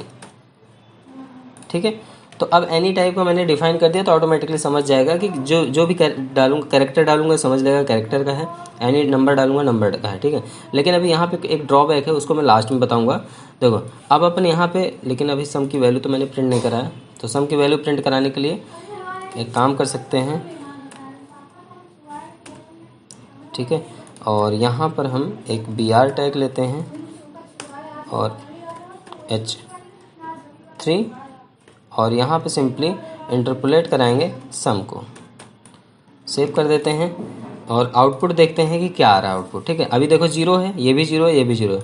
यहाँ मैं टाइप किया 5 और यहाँ मैंने टाइप किया 10, सम किया तो देखो कितना रहा है, 510 दे रहा है। जबकि 510 इसे नहीं देना चाहिए, ये गलत है। ठीक है, 10, 5, 15 होना चाहिए। ठीक है, तो इसके लिए करना क्या है कि आपको करना ये है, यहाँ पर आना है और simply parse float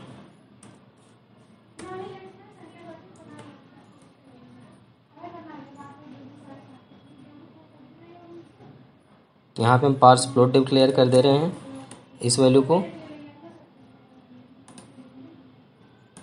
okay, copy करते हैं और सेम इसी चीज़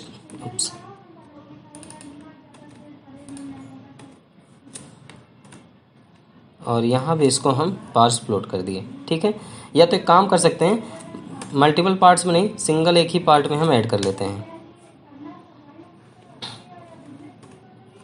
parse float number 1 and number 2। ठीक है, और यहाँ पे बाकी 0 0 हमारी वैल्यू रहेगी। और इसको अब एक बार चेक कर लेते हैं कि क्या आउटपुट दे रहा है। ठीक है, अभी 0 है, यहाँ मैंने दिया 4, यहाँ मैंने दिया 4 ऐड किया तो ये दोनों वैल्यू को कॉन्कर्नेट कर रहा है, ऐड नहीं कर रहा। तो ऐड कराने के लिए इसको मुझे लगता है स्पेसिफिक ही करना पड़ेगा। एक सेकेंड, इसको कॉपी कर लेता हूँ, इसको मैं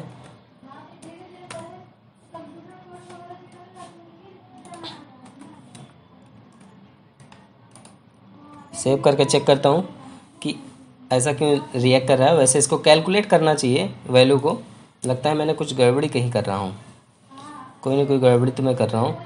value name is equal to num1 और यहाँ पे नेम आर्गुमेंट होना चाहिए, प्रॉपर एट्रीब्यूट होना चाहिए था, name is equal to num2। चलो अब एक बार चेक कर लेते हैं कि क्या ये अभी भी मतलब दोनों वैल्यू को कॉन्कर्नेट कर रहा है कि ऐड कर रहा है। ठीक है, तो उसको एक बार चेक करते हैं। यहाँ पे ब्राउज़र पे आते हैं और यहाँ पे मैंने टाइप किया 5 और यहाँ किया 3, ऐड किया 8 आ गया। ठीक है, तो इस तरीके से ये प्रॉपर्टी रियल टाइम में कैलकुलेट करके रियल टाइम में कैलकुलेटर आप बना सकते हो। मैं यहाँ पे दे देता हूँ 15 और इसको भी दिया 15 और ऐड किया 30 आ रहा है। ठीक है, इन केस यहाँ पे मैं माइनस देता हूँ, तब देखता हूँ क्या आता है, तो आपका 0 हो गया। ठीक है, अब यहाँ पर हम इसको 20 कर दे रहे हैं तो ये भी 35 हो गया। तो इस तरीके से एंगुलर की प्रॉपर्टी बाइंडिंग बहुत इजी है। अगर आप समझ रहे हो, प्रैक्टिस करो, जितना प्रैक्टिस करोगे उतना अच्छा होगा, मतलब इंक्रीज होगी नॉलेज। तो आज की वीडियो में बस इतना ही। अब आपको एक बार बता देते हैं, नेक्स्ट वीडियो पे हम बात करने वाले हैं थोड़ा सा इवेंट बाइंडिंग के बारे में, इवेंट बाइंडिंग कैसे कैसे कर सकते हैं। तो मिलते हैं नेक्स्ट वीडियो में, तब तक के लिए बाय बाय। कोई प्रॉब्लम हो तो कमेंट जरूर पिंग करें।